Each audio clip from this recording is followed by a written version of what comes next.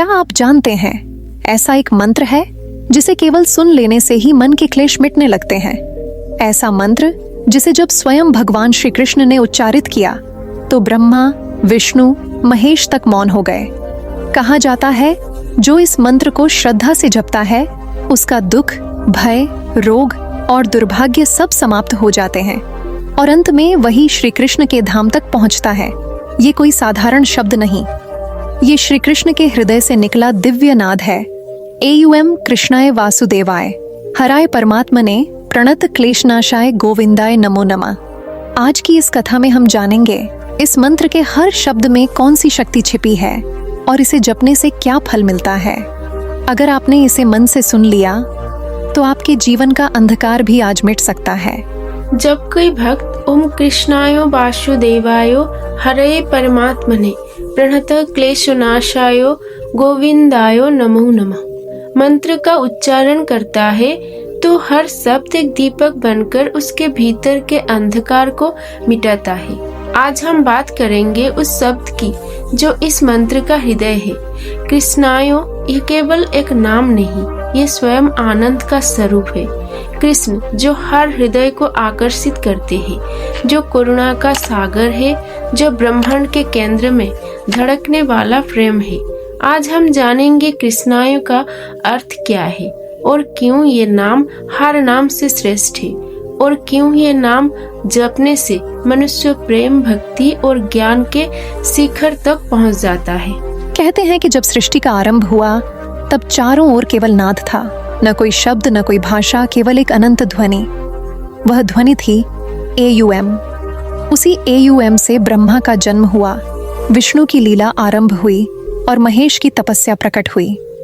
परंतु जब युगों के प्रवाह में धर्म कमजोर होने लगा, जब मनुष्य का मन मोह और क्लेश से भरने लगा, तब एक ऐसा मंत्र चाहिए था जो न केवल मन को शांति दे बल्कि आत्मा को उसके स्रोत से जोड़ दे।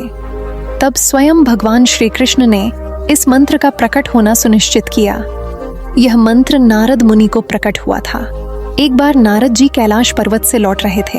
उन्होंने देखा कि मनुष्य जन्म तो पा चुका है पर उसका जीवन भय, ईर्ष्या और असंतोष में डूबा है।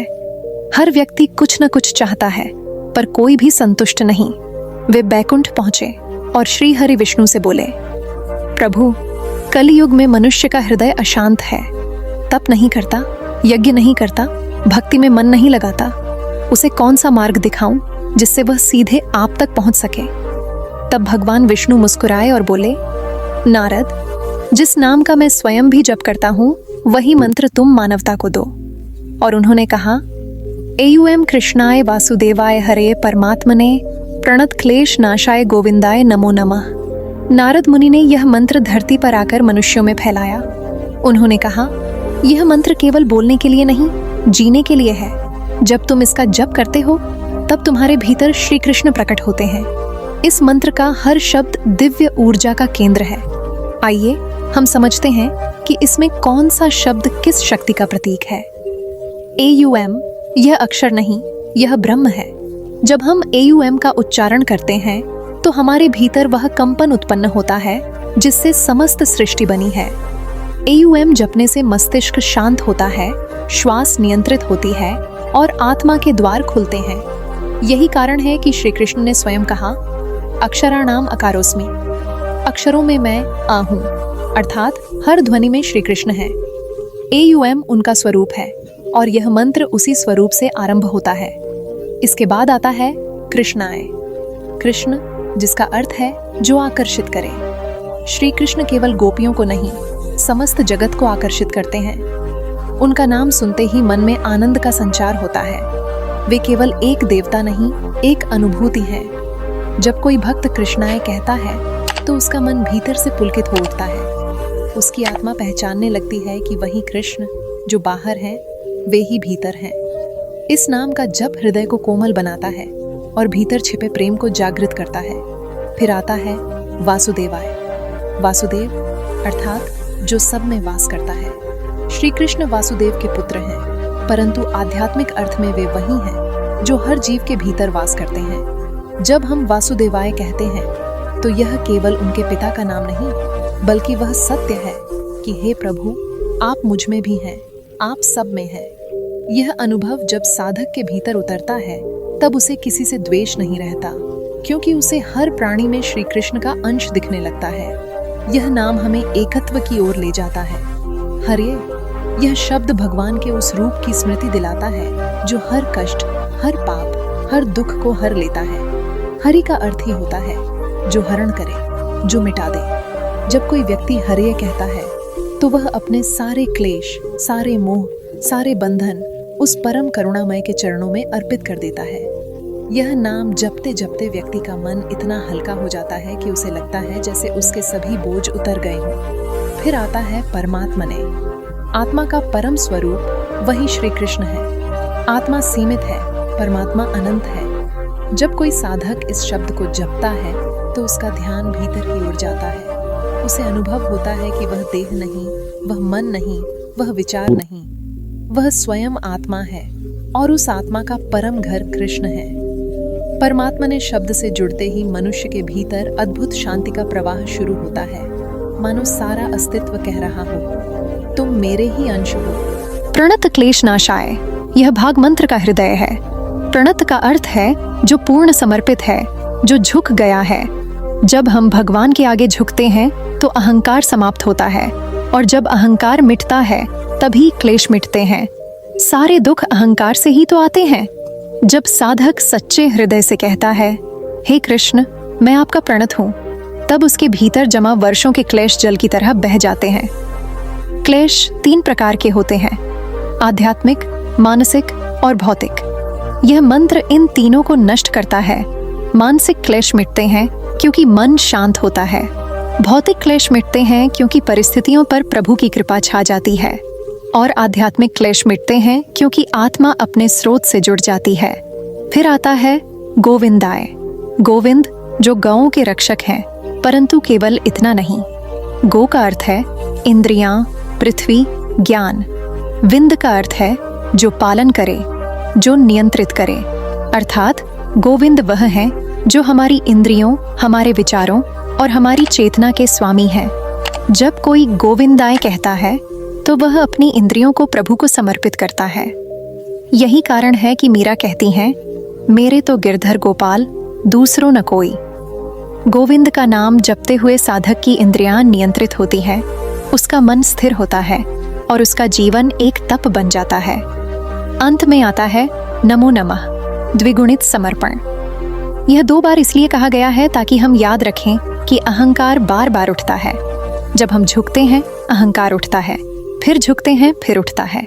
इसलिए भगवान कहते हैं, बार बार झुको, बार बार कहो नमो नमः। ये पुनः पुनः स्मरण है कि तुम कुछ नहीं, वही सब कुछ है। यही भक्ति का सर्वोच्च स्वरूप है। जब इन सब शब्दों को एक साथ जोड़ा जाता है तो यह मंत्र बनता है, और इस मंत्र की ध्वनि जब वायु में फैलती है तो केवल जप करने वाला ही नहीं, उसके आसपास का वातावरण भी पवित्र हो जाता है। यह मंत्र शरीर के 7 चक्रों में ऊर्जा जगाता है।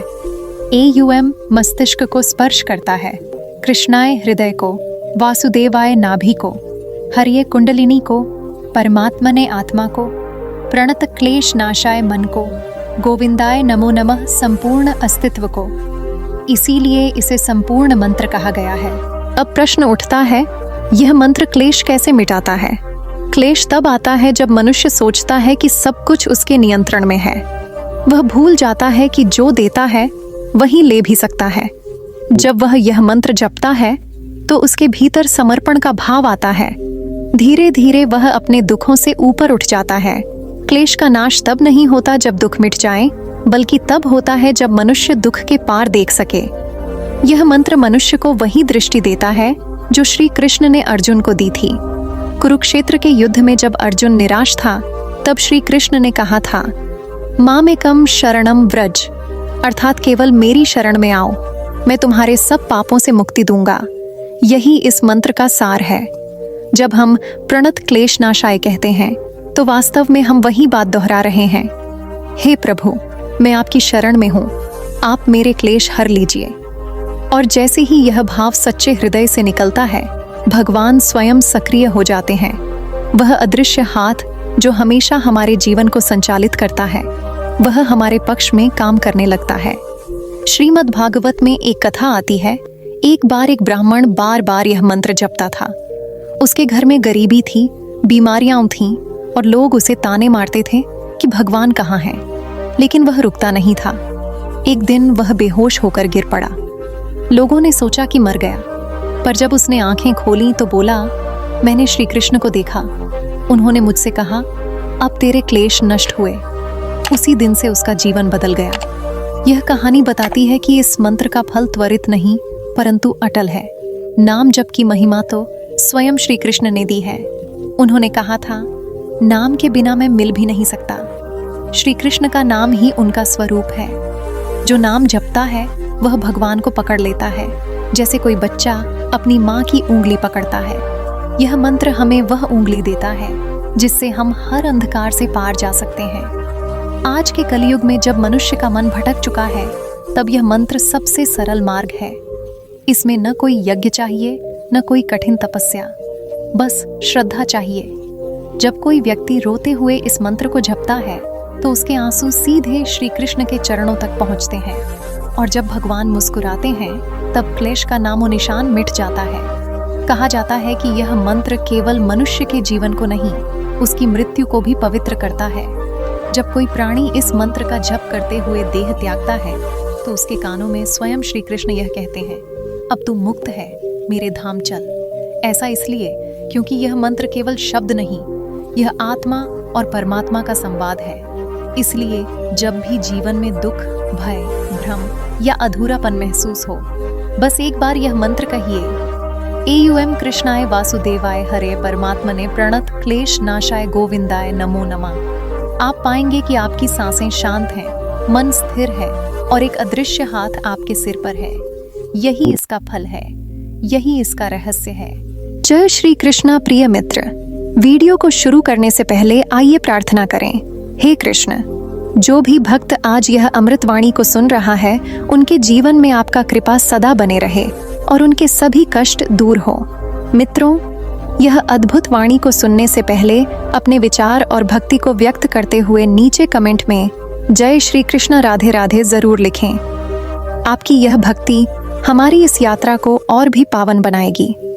यदि आप हमारे चैनल दिव्य शब्द पर नए हैं तो अभी सब्सक्राइब करें और घंटी के बटन को दबाएं ताकि आप हमारे हर नई भक्ति यात्रा का हिस्सा बन सकें। तो चलिए बिना देरी किए यह दिव्य यात्रा की ओर बढ़ते हैं। जब हम कहते हैं वासुदेवाय नमः, तब हम केवल भगवान कृष्ण को प्रणाम नहीं करते, हम उस चेतना को नमन करते हैं जो सब में व्याप्त है। वासुदेव का अर्थ केवल वासुदेव का पुत्र नहीं है, बल्कि वह जो हर हृदय में वास करता है, जो पत्ते में है, पत्थर में है, जल में है, अग्नि में है और हमारे भीतर भी है। वासुदेव वह है जो सर्वव्यापक है। आज की कथा में हम समझेंगे श्री कृष्ण का वासुदेव पुत्र स्वरूप क्या दर्शाता है, वासुदेव शब्द का गूढ़ भाव क्या है, और जब मनुष्य यह अनुभव करता है कि सब में वही है, तब उसका जीवन किस तरह रूपांतरित हो जाता है। जब सृष्टि नहीं थी, जब आकाश नहीं था, जब दिशाएं भी अस्तित्व में नहीं थीं, तब केवल एक ही था, शब्द रहित शून्य। पर उस शून्य के भीतर भी एक नाद छिपा हुआ था। वह नाद था एयूएम। न कोई ग्रह था, न नक्षत्र, न समय था, न गति, केवल चेतना थी। और उसी चेतना ने अपने भीतर से एक कंपन उत्पन्न किया। वह कंपन इतना सूक्ष्म, इतना गहन था कि उसने पूरे अस्तित्व को जन्म दिया। ऋग्वेद कहता है, नास दासिनो सदा सिद्धदानी। उस समय न असत था न सत था, केवल एक नाद था जो स्वयं में भगवान का प्रथम स्वरूप था। वही नाद एयूएम कहलाया। एयूएम कोई अक्षर नहीं, यह तो अनादि है। यह उस चेतना की पहली सांस है जिसने सृष्टि को गति दी। जब वह नाद उठा तो पहले शून्य में हलचल हुई, फिर प्रकाश प्रकट हुआ और फिर उसी प्रकाश से ब्रह्मा, विष्णु और महेश प्रकट हुए। ब्रह्मा ने सृजन किया, विष्णु ने पालन किया और महेश ने संहार का विधान बनाया। परंतु इन तीनों का मूल स्रोत वही एयूएम रहा, क्योंकि यही परम ध्वनि है जिसमें सृष्टि का हर तंतु जुड़ा है। वेदों में लिखा है, एयूएम इत्येतदक्षरम इदम सर्वम। यह संपूर्ण ब्रह्मांड एयूएम से ही व्याप्त है। हर ग्रह की गति, हर तारे की चमक, हर जल की लहर, हर हवा की सरसराहट, सब उसी नाद की अभिव्यक्ति है। जब आप ध्यान में गहराई से जाते हैं तो जो ध्वनि सुनाई देती है वह कोई बाहरी नहीं होती, वह आपके भीतर की एयावम है जो अनवरत गूंजती रहती है। वह ध्वनि ईश्वर की स्मृति है जो हर जीव के भीतर विद्यमान है। कहा जाता है कि जब ब्रह्मा सृष्टि रचने बैठे तो उन्हें दिशा नहीं मिली, तब उन्होंने तप किया और अंतर्मन में वही एयम ध्वनि सुनी। उसी से प्रेरित होकर उन्होंने वेदों की रचना की। इसलिए वेद एयम से प्रारंभ होते हैं। एयम केवल शब्द नहीं, यह एक सूत्र है जो ईश्वर और जीव के बीच की दूरी मिटा देता है। जब कोई साधक एयम का जप करता है तो वह सृष्टि के उसी आदिनाद से जुड़ जाता है जिससे भगवान ने जगत का आरंभ किया था। अब यह समझना आवश्यक है कि एयम के भीतर क्या है। एयम 3 अक्षरों से बना है, अ, उ, एम, और इन तीनों में सृष्टि के 3 पहलू छिपे हैं। अ ब्रह्मा का प्रतीक है जो सृजन करते हैं, उ विष्णु का प्रतीक है जो पालन करते हैं, म महेश का प्रतीक है जो संहार करते हैं, और जब ये तीनों एक साथ मिलते हैं तो बनता है एयुएम जो त्रिमूर्ति का संयुक्त रूप है। इसलिए एयुएम का उच्चारण करते ही ब्रह्मा, विष्णु और महेश की चेतना हमारे भीतर सक्रिय हो जाती है। कल्पना कीजिए, जब आप शांति से बैठते हैं, आंखें बंद करते हैं और धीरे धीरे एयुएम का जप करते हैं तो वह कंपन आपके मस्तिष्क के प्रत्येक तंतु को छूता है। शुरुआत में वह सिर्फ एक ध्वनि लगती है, पर जैसे जैसे ध्यान गहराता है वह ध्वनि आपको भीतर खींच लेती है। आप अनुभव करते हैं कि श्वास धीमी हो रही है, हृदय की गति स्थिर हो रही है और मन शांत हो रहा है। धीरे धीरे एयम आपकी देह से परे जाकर आत्मा को स्पर्श करता है। तभी कहा गया, एयुएम नमः आत्माय, आत्मा को नमस्कार, क्योंकि आत्मा ही उस एयुएम की अभिव्यक्ति है। याम जप का प्रभाव केवल मनोवैज्ञानिक नहीं, वैज्ञानिक भी है। आधुनिक विज्ञान ने सिद्ध किया है कि जब कोई व्यक्ति एयुएम का जप करता है तो उसकी मस्तिष्क तरंगें अल्फा वेव्स में प्रवेश करती हैं, जो ध्यान, शांति और संतुलन की अवस्था है। हृदय की धड़कन सामान्य हो जाती है, तनाव हार्मोन घटते हैं और पूरे शरीर में एक सकारात्मक ऊर्जा फैल जाती है। परंतु सबसे गहरा प्रभाव आत्मा पर होता है। एयुएम का जप आत्मा को उसकी मूल आवृत्ति से जोड़ देता है, और वही आवृत्ति है कृष्ण की चेतना। अब प्रश्न उठता है, कृष्ण और एयुएम का क्या संबंध है? भगवद गीता में श्री कृष्ण ने स्वयं कहा, प्रणव सर्ववेदेषु, अर्थात मैं ही सभी वेदों में एयुएम रूप में विद्यमान हूँ, यानी कृष्ण ही एयुएम है। जब आप एयुएम जपते हैं तो वास्तव में आप कृष्ण का ही नाम ले रहे हैं। एयुएम उनका श्वास है, उनकी ध्वनि है, उनका स्वरूप है। कृष्ण कोई अलग सत्ता नहीं, वे वही अनादि ध्वनि है जिसने सबको रचा। जब आप एयुएम कृष्णाय वासुदेवाय हरे परमात्मने प्रणत क्लेश नाशाय गोविंदाय नमो नमः कहते हैं तो उसका आरंभ एयुएम से इसलिए होता है क्योंकि पहले आपको उस मूल नाद से जोड़ना होता है जिससे कृष्ण स्वयं प्रकट हुए। श्रीमद् भागवत में एक कथा आती है, जब नारद मुनि ध्यान में गए, उन्होंने श्री कृष्ण के रूप का दर्शन नहीं किया, केवल एक तेजस्वी प्रकाश देखा और उस प्रकाश में उन्होंने एक नाद सुना, एयुएम। उन्होंने पूछा, हे प्रभु, आप कहाँ हैं? उस प्रकाश से उत्तर आया, मैं ही वह नाद हूँ नारद, जो इस नाद को सुन लेता है वह मुझे देख लेता है। तब नारद ने कहा, तो मैं इसी नाद का प्रचार करूंगा। तभी से उन्होंने हर युग में एयुएम का महत्व बताया। एयुएम की शक्ति इतनी अद्भुत है कि वह समय और मृत्यु दोनों को पार कर जाती है। मृत्यु के क्षण में जो व्यक्ति एयुएम का जप करता है वह परम गति को प्राप्त करता है। गीता के 8वें अध्याय में श्री कृष्ण अर्जुन से कहते हैं, ओंकारम ब्रह्म शब्दम मामनुस्मरण या प्रयाति त्यजन देहम स याति परमाम गतिम।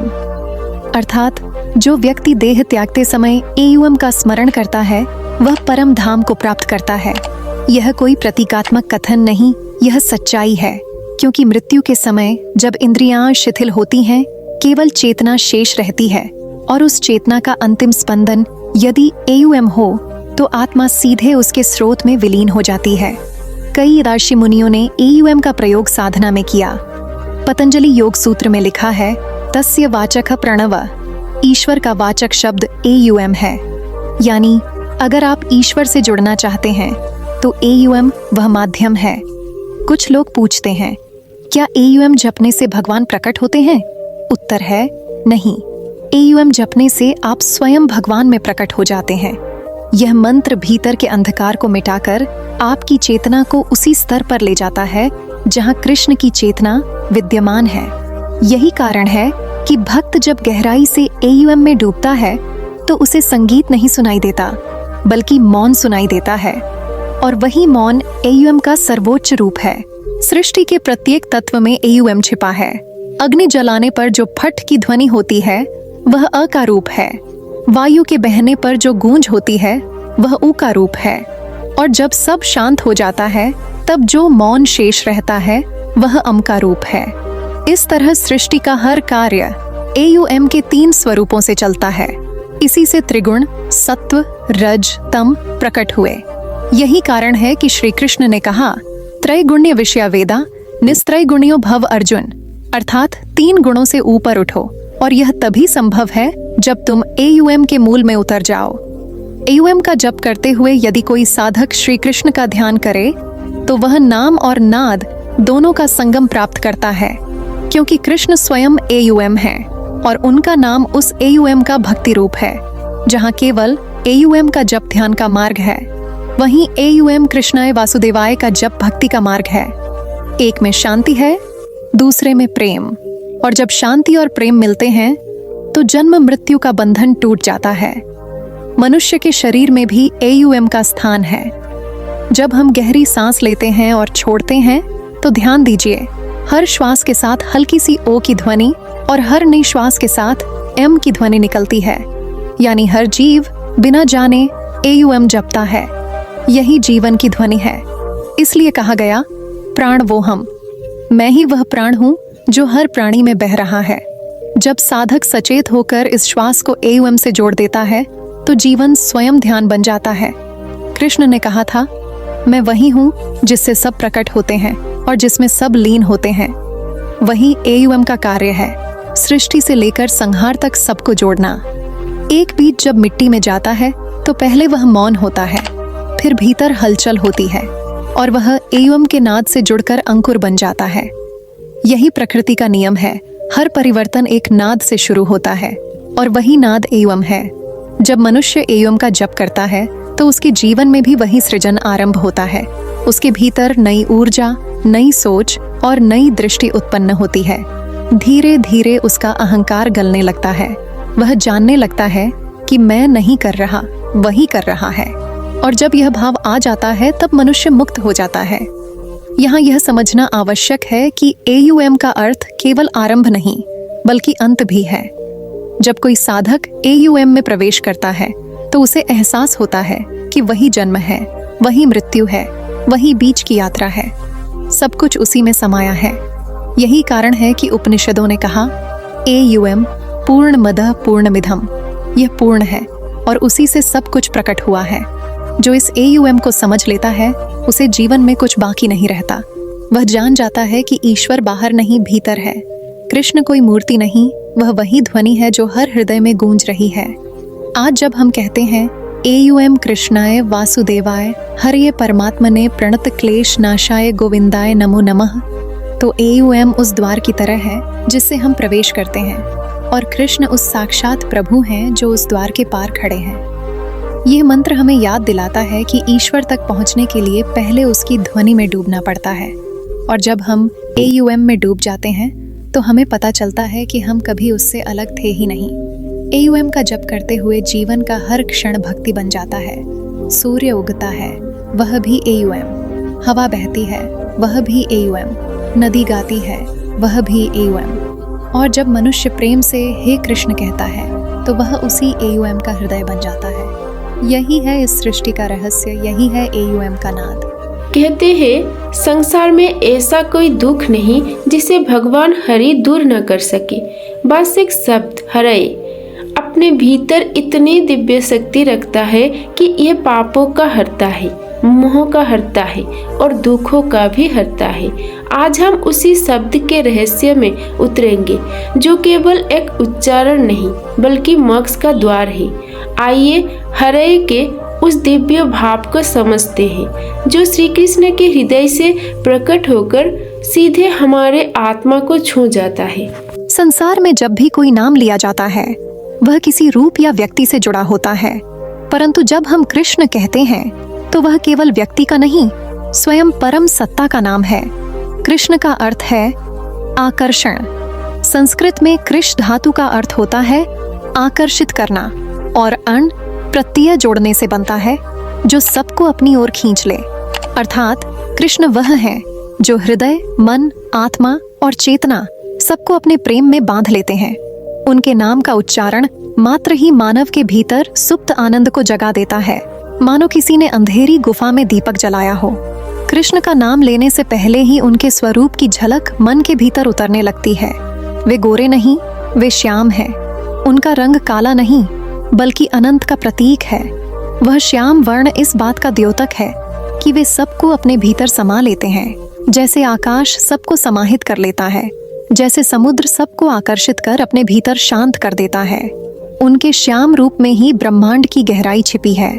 इसलिए भक्त जब कहता है कृष्णाय नमः तो वह कहता है हे अनंत, हे सबको आकर्षित करने वाले, हे आनंद के स्वरूप, मैं तुम्हें प्रणाम करता हूँ। श्री कृष्ण का जीवन इस शब्द के अर्थ का मूर्त प्रमाण है। उनके बाल्यकाल की लीलाओं से लेकर गीता के उपदेश तक हर क्षण में कृष्णत्व का दर्शन होता है। बचपन में वे गोपियों को अपने मधुर स्वरूप से आकर्षित करते हैं, कालिया नाग को अपने चरणों से शांति देते हैं और गोवर्धन पर्वत उठाकर सभी के रक्षक बनते हैं। द्वारका में वे नीति, धर्म और प्रेम के आदर्श हैं और कुरुक्षेत्र में वे योगेश्वर हैं जो अर्जुन के रूप में मानवता को उसका दर्पण दिखाते हैं। यह सब इसलिए संभव है क्योंकि कृष्ण केवल कोई अवतार नहीं है, वे स्वयं परम ब्रह्म हैं जो न आरंभ है न अंत। जब कोई साधक कृष्णाय का जप करता है तो वह केवल नाम नहीं लेता, वह अपने भीतर उस दिव्यता को बुलाता है जो संसार के हर आकर्षण से परे है। भौतिक आकर्षण मन को बांधते हैं, परंतु कृष्णाय का जप मन को मुक्त करता है। यह जप आत्मा को स्मरण कराता है कि मैं वही चैतन्य हूँ जो कृष्ण में स्थित है। हर बार जब कृष्णाय उच्चारित होता है तो हृदय में करुणा बढ़ती है, बुद्धि में ज्ञान जागता है और जीवन में प्रेम का प्रकाश फैलता है। श्रीमद् भागवत में कहा गया है कृष्णस्तु भगवान स्वयं। इसका अर्थ यह नहीं कि बाकी सब देवता भगवान नहीं, बल्कि यह कि श्री कृष्ण वह पूर्ण अवतार है जिनमें सारी शक्तियाँ समाहित हैं। वे परम ब्रह्म हैं जो स्वयं अपनी इच्छा से मानव रूप में अवतरित हुए ताकि संसार को प्रेम का अर्थ सिखा सकें। वे केवल उपदेश नहीं देते, वे स्वयं अपने जीवन से बताते हैं कि प्रेम ही धर्म है। कृष्ण का जीवन यह सिखाता है कि आकर्षण का सबसे ऊंचा रूप आत्मा का आकर्षण है, जहाँ प्रेम का केंद्र स्वार्थ नहीं समर्पण होता है। जब गोपियाँ कृष्ण से प्रेम करती हैं तो उसमें मांग नहीं, केवल अर्पण है। वे कृष्ण से कुछ चाहती नहीं, बल्कि वे स्वयं को कृष्ण में खो देना चाहती हैं। यही कृष्णाय का रहस्य है। जब साधक इस नाम का जप करता है तो वह स्वयं को भूल जाता है और केवल कृष्ण को याद करता है। तब वह स्वयं कृष्ण के प्रेम का पात्र बन जाता है। भगवत गीता के 11वें अध्याय में जब अर्जुन ने विराट रूप देखा तो वह विस्मित रह गया। उसने देखा कि सृष्टि के सभी रूप कृष्ण में समाये हैं। यह वही क्षण था जब कृष्णाय शब्द का अर्थ प्रकट हुआ। जो सब में है, जो सबको आकर्षित करता है, वही परमात्मा है। इस नाम में वह चेतना है जो साधक को देह भाव से उठाकर आत्म भाव में ले जाती है।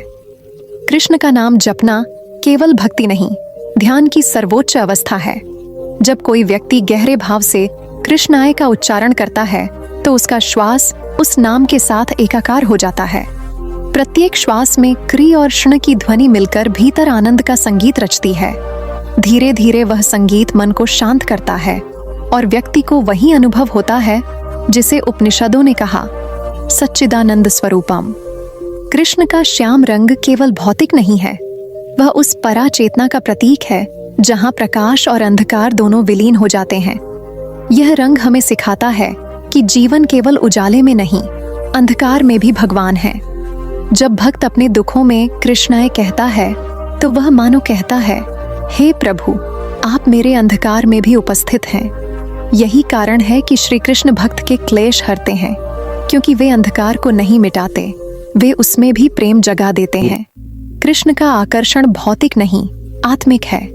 उनकी बांसुरी की ध्वनि केवल संगीत नहीं, वह आत्मा की पुकार है। वह पुकार हर जीव के भीतर है।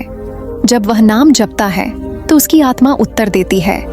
यही कारण है कि जो भी कृष्णाय का नाम लेता है उसके भीतर धीरे धीरे करुणा, शांति और आनंद का स्रोत बहने लगता है।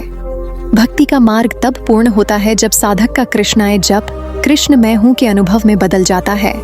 इसका अर्थ यह नहीं कि साधक अहंकारी हो गया, बल्कि यह कि वह अपने भीतर वही चेतना पहचान लेता है जो कृष्ण में है। यही आत्मज्ञान है। जब यह भाव स्थिर हो जाता है तब भक्ति और ज्ञान दोनों एक हो जाते हैं। कृष्ण के जीवन में प्रेम का जो उत्कर्ष है वह किसी भी धर्म ग्रंथ की सबसे ऊंची शिक्षा है। उनकी रास लीला भौतिक नहीं, आध्यात्मिक प्रेम का प्रतीक है, जहां प्रत्येक आत्मा परमात्मा के साथ एकत्व का नृत्य करती है। कृष्णाय शब्द उस नृत्य की ध्वनि है। जब साधक इसे जपता है तो उसकी आत्मा उस दिव्य लय में झूमने लगती है। वह भौतिक जीवन की जकड़नों से मुक्त होकर प्रेम के सागर में डूब जाता है। कृष्ण का नाम ही वह पुल है जो संसार और ब्रह्म के बीच है। जब मनुष्य संसार में दुखी होता है तब यही नाम उसे शांति देता है। जब वह अज्ञान में भटकता है तब यही नाम उसे ज्ञान देता है। जब वह अकेला होता है तब यही नाम उसे संगति देता है। यही कारण है कि नाम जप को सबसे सरल, सबसे प्रभावी साधना कहा गया है, क्योंकि नाम और नामी में कोई भेद नहीं। जब आप कृष्णाय कहते हैं तो आप स्वयं श्री कृष्ण को बुलाते हैं। कृष्ण का प्रेम सबके लिए समान है, चाहे वह अर्जुन हो, राधा हो, सुदामा हो या कंस। हाँ, कंस भी, क्योंकि कृष्ण द्वेष से भी बंधन बनाते हैं ताकि जीवात्मा अंततः उनसे ही जुड़ जाए। उनका आकर्षण इतना गहरा है कि विरोध करने वाला भी अंततः उन्हीं की ओर खींच जाता है। यही कृष्णत्व है, अनंत प्रेम का चुंबकत्व। कृष्णाय जपने से मनुष्य के भीतर की नकारात्मकता धीरे धीरे समाप्त होती है। उसका मन शुद्ध होता है, कर्म पवित्र होते हैं और बुद्धि तेज होती है। वह संसार के बीच रहते हुए भी संसार से ऊपर उठ जाता है। उसके भीतर एक नई दृष्टि जन्म लेती है जो सब में कृष्ण को देखती है। यही वह अवस्था है जिसे गीता में कहा गया, यो मां पश्यति सर्वत्र सर्वम च मयि पश्यति। जो सब में मुझे देखता है और सबको मुझ में देखता है, मैं उससे कभी अलग नहीं होता। इसलिए जब भी आप कृष्णाय जपें तो केवल उच्चारण न करें, अनुभव करें। उस नाम को अपने हृदय में उतरने दें। अपनी आंखें बंद करें और कल्पना करें कि श्री कृष्ण श्याम सुंदर रूप में आपके सामने खड़े हैं। उनके हाथ में बांसुरी है, उनके मुख पर मधुर मुस्कान। जैसे ही आप कृष्णाय कहते हैं, आपकी आत्मा उस मुस्कान में विलीन हो जाती है। यही जप का परम फल है। कृष्णाय केवल शब्द नहीं, यह ब्रह्मांड का संगीत है। यह वह नाद है जिससे प्रेम, भक्ति और ज्ञान की नदी बहती है। इस नाम को जिसने हृदय से स्वीकार कर लिया, उसके जीवन में फिर कोई शून्यता नहीं रहती। वह चाहे गृहस्थ हो, साधु हो, व्यापारी हो या किसान, यदि उसके जीवन में यह नाम है तो उसके जीवन में आनंद है। अंत में यही कहा जा सकता है कि कृष्णाय का जप ही सच्चा ध्यान है, सच्चा योग है और सच्चा प्रेम है। क्योंकि जब तक आत्मा कृष्ण की ओर आकर्षित नहीं होती तब तक वह अपूर्ण रहती है, और जब वह आकर्षित हो जाती है तो फिर वह सदा के लिए पूर्ण हो जाती है। इसलिए जब अगली बार आप एम कृष्णाय वासुदेवाय हरे परमात्मने प्रणत क्लेशनाशाय गोविंदाय नमो नमः कहें तो विशेष रूप से ठहर कर कृष्णाय पर ध्यान दें। अनुभव करें कि आप उसी अनंत प्रेम के सागर में उतर रहे हैं जहां सब प्रश्न समाप्त हो जाते हैं और केवल आनंद बचता है। यही कृष्णाय शब्द का दिव्य अर्थ है, जो आकर्षित करे, जो आनंद का स्रोत है, जो परम ब्रह्म है, जो स्वयं कृष्ण है। कहा जाता है मनुष्य संसार को जीत ले, यह कोई बड़ी बात नहीं है, पर जिसने अपने स्वयं को जीत लिया उसने परमात्मा को पा लिया। आज हम समझेंगे उस एक शब्द का रहस्य, परमात्मा ने, जो हमें मैं से वह तक, सीमित आत्मा से असीम परमात्मा तक ले जाता है। ये शब्द केवल ईश्वर का नाम नहीं बल्कि आत्मा साक्षात्कार का द्वार है। आइए इस शब्द के तत्व ज्ञान में उतरते हैं और समझते हैं कि श्री कृष्ण क्यों कहते हैं, जो मुझे जान लेता है वह सब जान लेता है। जिस क्षण मनुष्य वासुदेवाय नमः कहता है, उसी क्षण उसके भीतर एक अदृश्य स्पंदन जाग उठता है। यह शब्द साधारण नहीं है, इसमें वास है अर्थात निवास, और देव है अर्थात दिव्यता। वासुदेव का अर्थ हुआ वह दिव्यता जो हर जगह निवास करती है। यही कारण है कि जब भगवान श्री कृष्ण को वासुदेव पुत्र कहा जाता है, तो उसका अर्थ केवल इतना नहीं कि वे वासुदेव नामक व्यक्ति के पुत्र हैं, बल्कि यह कि वे स्वयं उस चेतना के अवतार हैं जो सब में वास करती है। वे सर्वव्यापक हैं, जो हर कण में व्याप्त हैं, और फिर भी अपनी लीला के लिए मानव रूप में प्रकट हुए। श्री कृष्ण का जन्म अपने आप में एक रहस्य था। जब देवकी और वासुदेव कारागार में थे, अंधकार चारों ओर छाया हुआ था और उसी अंधकार के मध्य प्रकाश प्रकट हुआ। भगवान श्री कृष्ण ने वहीं जन्म लिया। यही वासुदेवाय का पहला रहस्य है। जब संसार में अंधकार छा जाता है, तब दिव्यता उसी अंधकार के भीतर से प्रकट होती है। यह सिखाता है कि भगवान को पाने के लिए हमें कहीं बाहर जाने की आवश्यकता नहीं है, वे हमारे भीतर ही निवास करते हैं। जब अंतर्मन का कारागार टूटता है, तो वही चेतना प्रकट होती है, वही वासुदेव। द्वारका में जब श्री कृष्ण राज्य करते हैं, तब वे केवल राजा नहीं होते, वे वह परमात्मा होते हैं जो हर प्राणी के हित में सोचते हैं। वे जानते हैं कि प्रत्येक जीव के भीतर वही आत्मा है। यही वासुदेवाय का विस्तार है। वे अर्जुन में भी हैं और कौरवों में भी। वे राधा में भी हैं और रुक्मिणी में भी। वे गोपियों की आंखों के आंसुओं में हैं और सुदामा की गरीबी में भी। जब हम कहते हैं वासुदेवाय नमः, हम उसी सर्वव्यापकता को प्रणाम करते हैं। कृष्ण का वासुदेव पुत्र स्वरूप एक प्रतीक है। वासुदेव का नाम ही बताता है कि वे वह व्यक्ति हैं जिनमें भगवान का वास है। वे स्वयं भगवान के पात्र हैं, क्योंकि उनका मन पूर्णतः निर्मल है। जब कोई जीव अपने भीतर वैसा ही निर्मल मन उत्पन्न करता है, तब वह भी भगवान का निवास स्थान बन जाता है। यही कारण है कि भगवान श्री कृष्ण ने कहा, नाहं वसामि वैकुंठे योगिनां हृदय न च मदीयम तत्र तिष्ठामि यत्र भक्ताः गयन्ति में। अर्थात मैं वैकुंठ में नहीं रहता, न ही योगियों के हृदय में। मैं वहीं रहता हूँ जहाँ मेरे भक्त प्रेम से मेरा नाम गाते हैं। यही वासुदेवाय का सजीव अर्थ है। वासुदेव शब्द में यह संदेश छिपा है कि सृष्टि का हर अंश उसी एक चेतना का रूप है। वह चेतना जल में तरंग बनकर बहती है, अग्नि में ताप बनकर चमकती है और वायु में जीवन बनकर बहती है। वही चेतना वृक्ष में हरियाली बनती है, पक्षी में स्वर बनती है और मनुष्य में प्रेम बनती है। जब साधक यह देखना सीख जाता है, तो उसके लिए संसार कोई द्वैत नहीं रह जाता। उसे हर वस्तु में वासुदेव का ही दर्शन होने लगता है। कृष्ण का वासुदेवाय स्वरूप यह बताता है कि वे सर्वत्र उपस्थित हैं, चाहे हम मंदिर में उन्हें देखें या किसी गरीब की आंखों में। यही कारण है कि श्री कृष्ण ने गीता में कहा, ईश्वरः सर्वभूतानां हृद्देशे अर्जुन तिष्ठति। अर्थात हे अर्जुन, भगवान प्रत्येक जीव के हृदय में निवास करते हैं। इस एक वाक्य में वासुदेवाय का सार समाया है। जब मनुष्य यह अनुभव कर लेता है कि भगवान केवल मूर्ति में नहीं, हर जीव में है, तब उसका जीवन बदल जाता है। अब वह किसी से द्वेष नहीं करता, क्योंकि उसे हर किसी में वही चेतना दिखती है। वह दूसरों को चोट नहीं पहुंचाता, क्योंकि उसे लगता है कि वह स्वयं को ही आहत करेगा। वह दूसरों की सेवा करता है, क्योंकि उसे लगता है कि वह स्वयं भगवान की सेवा कर रहा है। यही वासुदेवाय के भाव का वास्तविक फल है। जब मनुष्य का दृष्टिकोण बदल जाता है, तब उसका जीवन स्वयं एक भक्ति बन जाता है। वासुदेवाय का जप साधक को भीतर से बाहर तक रूपांतरित करता है। प्रारंभ में वह इसे केवल नाम समझकर जपता है, लेकिन धीरे धीरे उसे अनुभव होता है कि यह नाम नहीं, यह एक चेतना है जो उसके भीतर जाग रही है। वह देखता है कि उसका मन शांत हो रहा है, उसका हृदय कोमल हो रहा है और उसके भीतर करुणा का प्रवाह बढ़ रहा है।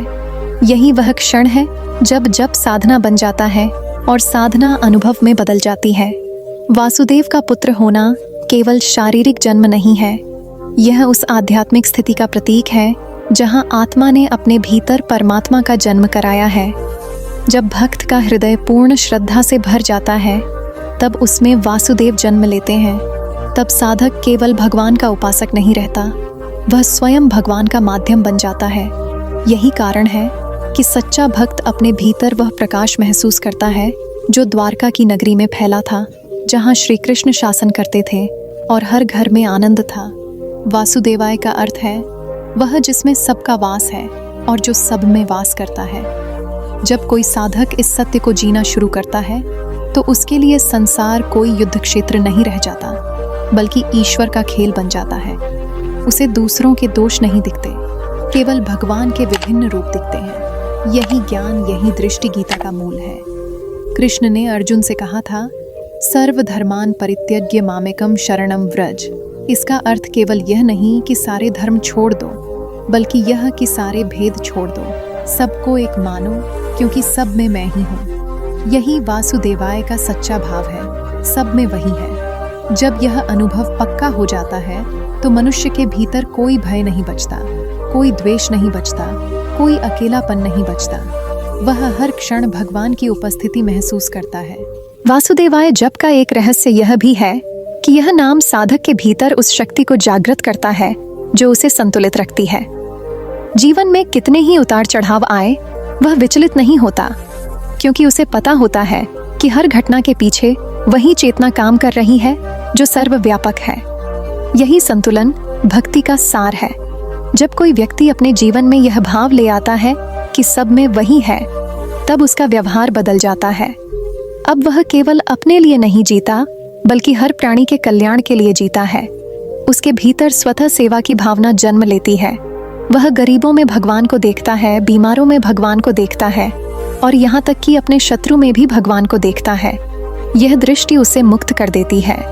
वासुदेवाय का जप करते हुए यदि मनुष्य एक क्षण के लिए भी यह महसूस कर ले कि मेरे भीतर वही भगवान है जो सबके भीतर है, तो वह जीवन में उस आनंद का अनुभव करता है जो किसी बाहरी वस्तु से नहीं मिल सकता। वह अनुभव करता है कि सृष्टि का प्रत्येक क्षण उसी की लय पर नाच रहा है। यही द्वारका का रहस्य था, जहां बाहरी वैभव से अधिक भीतर का सामंजस्य था। वासुदेव शब्द का अर्थ केवल आध्यात्मिक नहीं, व्यावहारिक भी है। इसका अर्थ है एकता में विश्वास। जब समाज में लोग यह समझने लगते हैं कि सब में वही चेतना है, तब भेदभाव, घृणा और युद्ध अपने आप मिट जाते हैं। यही श्री कृष्ण का संदेश था, यही गीता का मर्म है और यही इस मंत्र का हृदय है।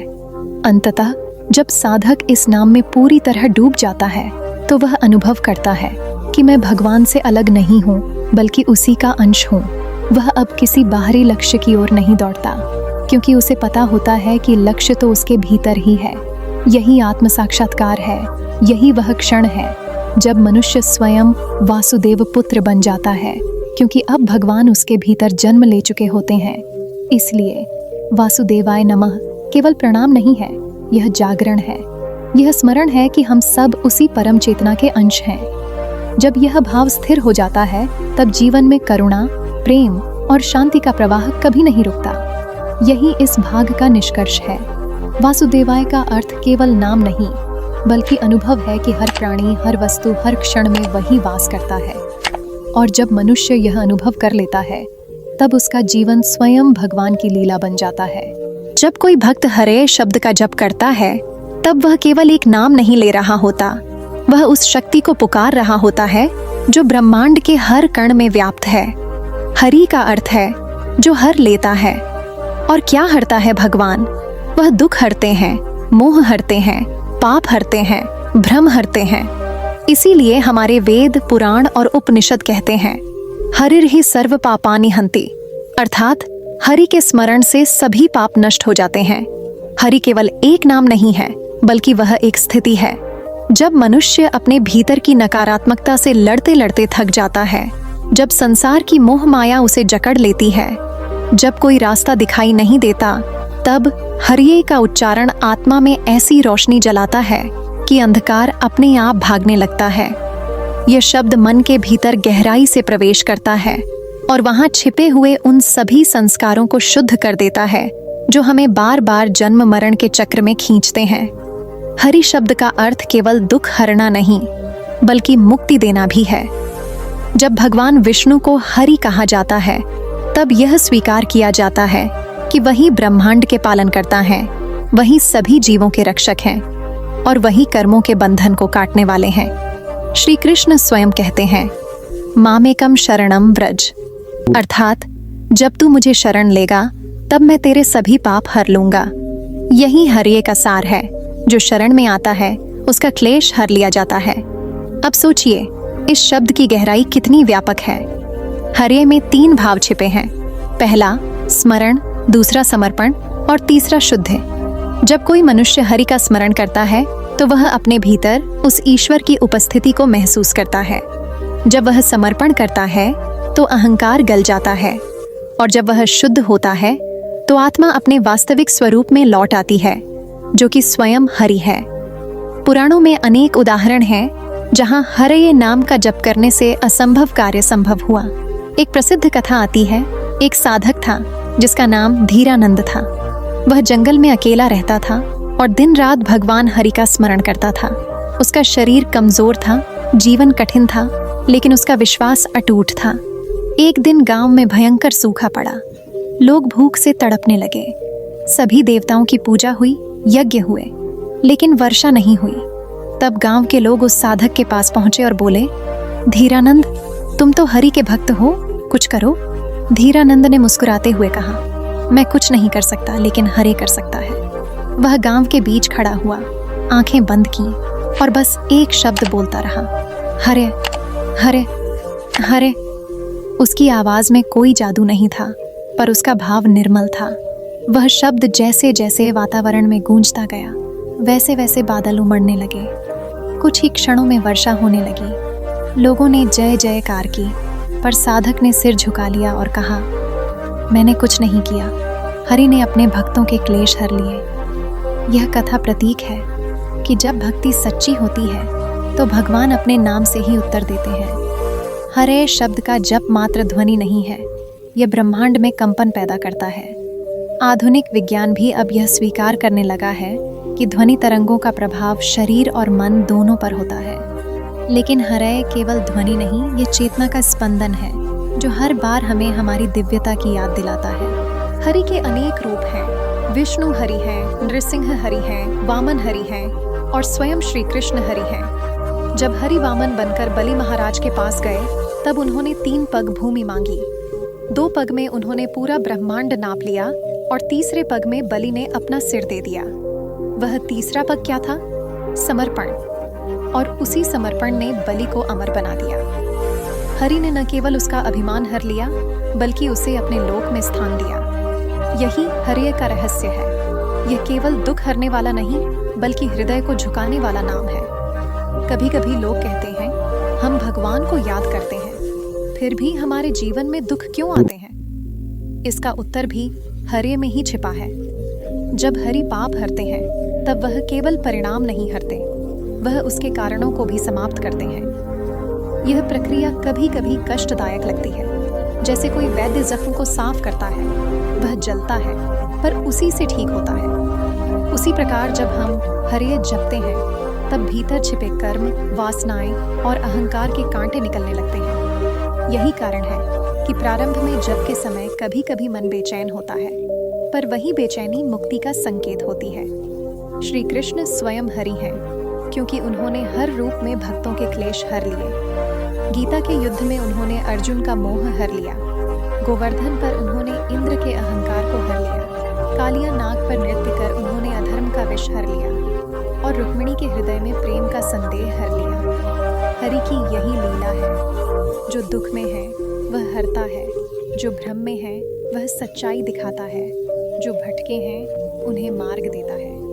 अब जरा हरिये के जप का आध्यात्मिक प्रभाव समझिए। जब हम इस शब्द का जप करते हैं तो हृदय के भीतर एक कंपन होता है जो अनाहत चक्र को सक्रिय करता है। यही चक्र प्रेम, करुणा और क्षमा का केंद्र है। जैसे जैसे जप गहराता है, मनुष्य के भीतर की करुणा जागती है और वह दूसरों के दुख में भी हरि को देखने लगता है। यह अवस्था वही है जहाँ से भक्ति शुरू होती है।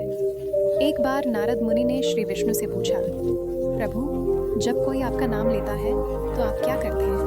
भगवान मुस्कुराए और बोले, नारद, जब कोई मेरा नाम लेता है तब मैं उसके भीतर चला जाता हूँ। जब वह मुझे पुकारता है हवा धुएं को उड़ा ले जाती है। यह सुनकर नारद मुनि भावविभोर और बोले, हरे केवल एक शब्द नहीं, यह भगवान के करुणा स्वरूप की पुकार है। यह वह पुकार है जो जीवन में चमत्कार लाती है, जो असंभव को संभव बनाती है। अगर आप कभी अपने जीवन में टूट जाए, किसी प्रिय का साथ छूट जाए, मन में अंधकार छा जाए, बस आंखें बंद कर हरे का जप कीजिए। आप पाएंगे कि कोई अनदेखी शक्ति आपके कंधे पर हाथ रखकर कह रही है, मैं हूँ। इस नाम का अर्थ है जो हर ले दुख और दे सुख। लेकिन यह सुख सांसारिक नहीं बल्कि आध्यात्मिक है। यह वह शांति है जो किसी वस्तु या व्यक्ति से नहीं बल्कि भीतर के हरि से मिलती है। जब मनुष्य इस अवस्था में पहुंचता है तो संसार उसे नहीं जान सकता, क्योंकि वह हरि में स्थित हो जाता है। शास्त्र कहते हैं, हरि नाम नष्ट करने वाले कर्म विनाश है। अर्थात हरि का नाम सभी कर्म नष्ट करता है और जन्म मरण के कर्म नष्ट करता है। हरे शब्द की चरम सीमा है। तो जब आप अगली बार AUM कृष्णाय वासुदेवाय हरे परमात्मने प्रणत क्लेश नाशाय गोविंदाय नमो नमः मंत्र का जप करें, तो हरे शब्द पर विशेष ध्यान दें। यह वह क्षण होता है जब आप अपने क्लेशों को हरे को अर्पित करें। फिर आपका जीवन ऐसा नहीं होगा जैसा हरे वह एक शब्द जो सब कुछ हर लेता है।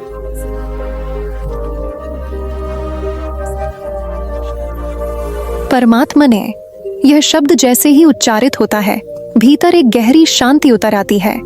यह केवल एक नाम नहीं बल्कि संपूर्ण सृष्टि का अंतिम सत्य है। परमात्मा का अर्थ है जो सब आत्माओं का भी आत्मा है, जो सर्वत्र व्याप्त है, जो सबको चेतना देता है और जो स्वयं अच्युत, अविनाशी और शाश्वत है। वेदांत कहता है, एको देवः सर्वभूतेषु गूढ़ः सर्वव्यापी सर्वभूतांतरात्मा। अर्थात एक ही परमात्मा सब प्राणियों के भीतर छिपा हुआ है, वही सर्वव्यापक है, वही सबका अंतःकरण है।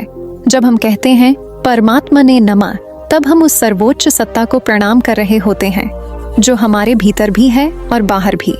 आत्मा और परमात्मा का संबंध वही है जो लहर और सागर का होता है। लहर सागर से अलग नहीं बल्कि सागर का ही रूप है। लेकिन जब लहर अपने सीमित अस्तित्व में खो जाती है तो उसे सागर से अलग होने का भ्रम होता है। यही भ्रम ही अविद्या है और यही मानव जीवन का सबसे बड़ा बंधन है। परमात्मा का स्मरण इस भ्रम को तोड़ता है। यह हमें याद दिलाता है कि हम सागर हैं, केवल लहर नहीं।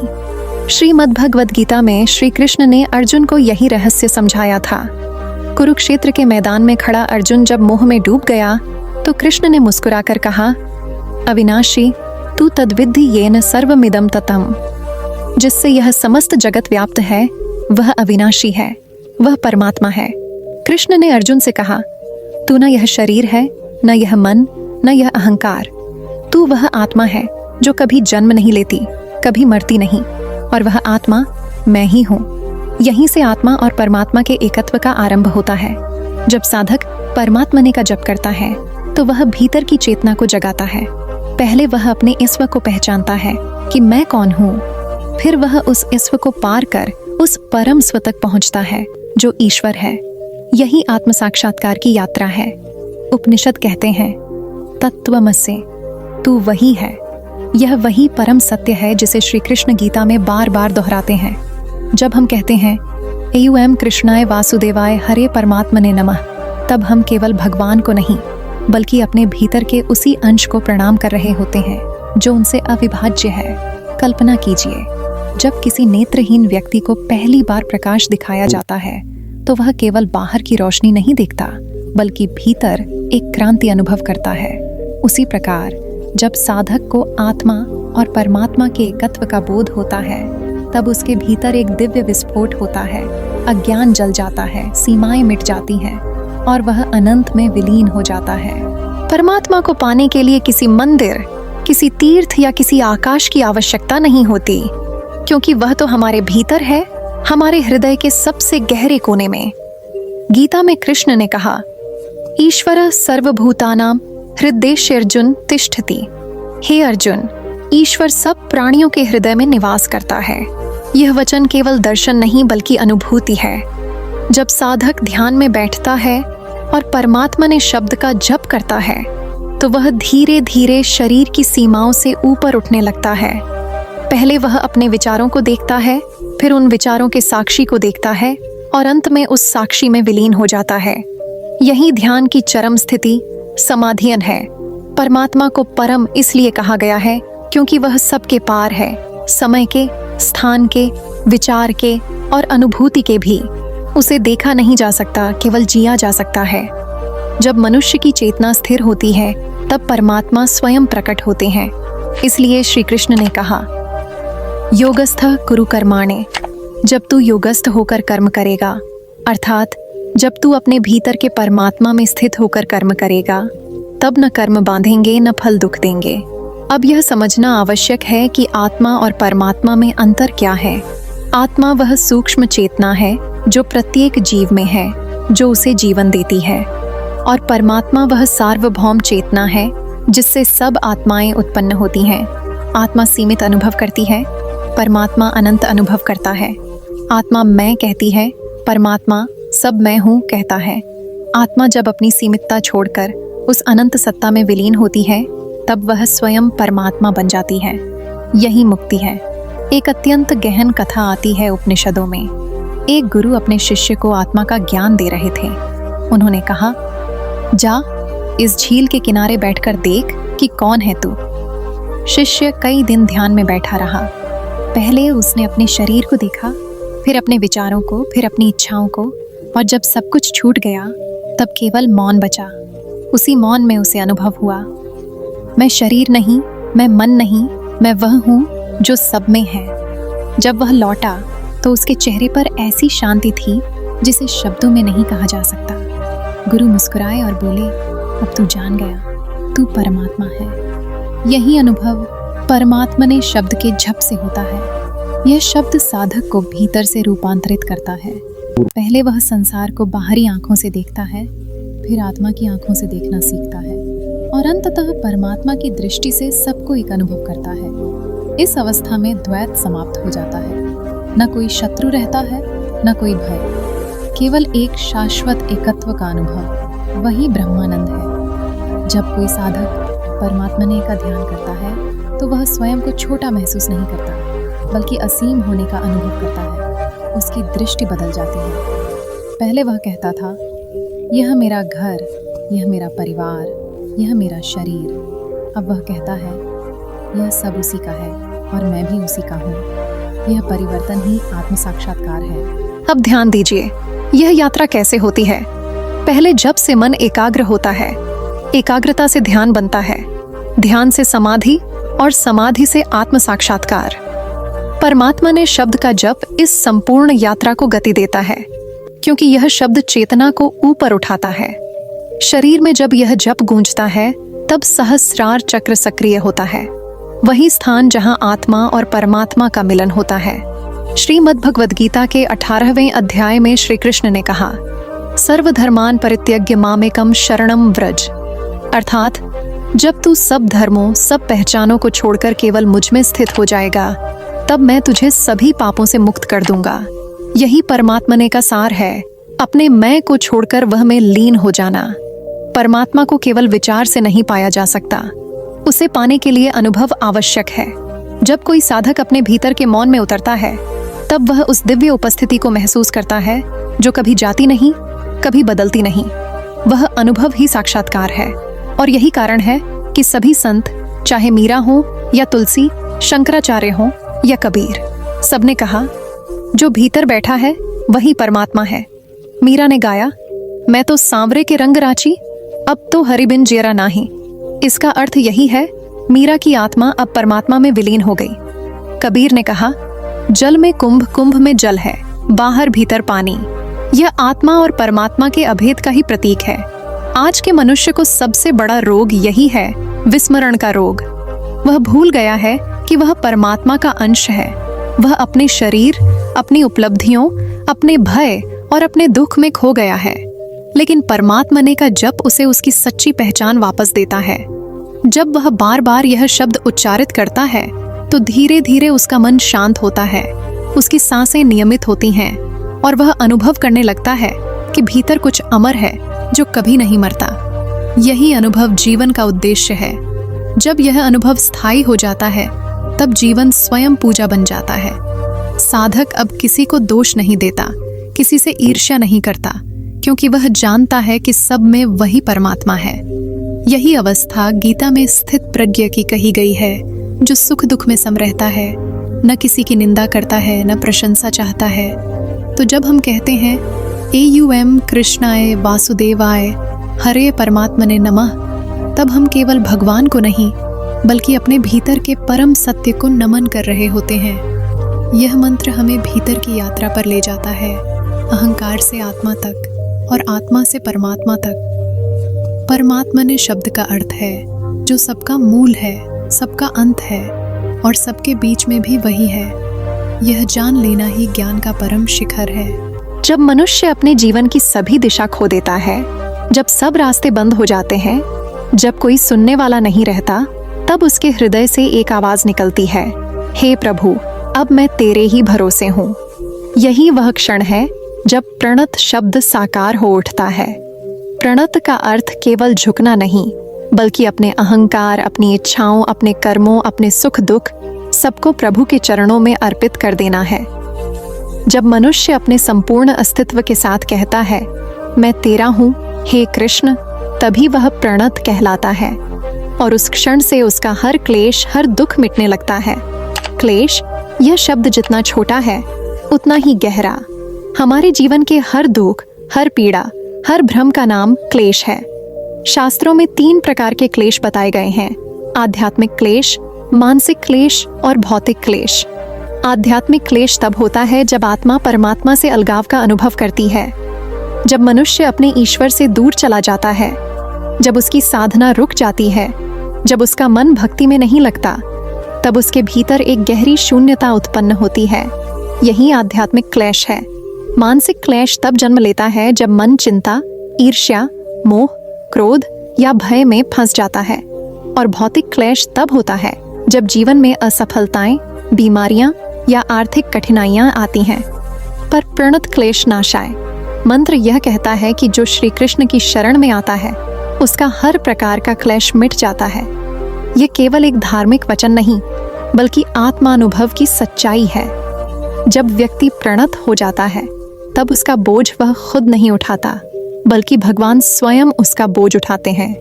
यही तो गीता में श्री कृष्ण ने कहा, योगक्षेमम वहाम्यहम, अर्थात जो मेरी शरण में है उसके योग, जो नहीं है उसे दिलाता हूँ, और क्षेम जो है उसकी रक्षा करता हूँ। इन दोनों का भार मैं स्वयं उठाता हूँ। इस सत्य को समझाने के लिए हमारे शास्त्रों में अनेक कथाएं हैं। एक कथा है गजेंद्र मोक्ष की। गजेंद्र, जो एक विशाल बलवान हाथी था, एक दिन सरोवर में स्नान कर रहा था। अचानक एक मगरमच्छ ने उसके पैर को पकड़ लिया। वह अपनी पूरी शक्ति लगाकर छूटने की कोशिश करता रहा, लेकिन मगरमच्छ ने नहीं छोड़ा।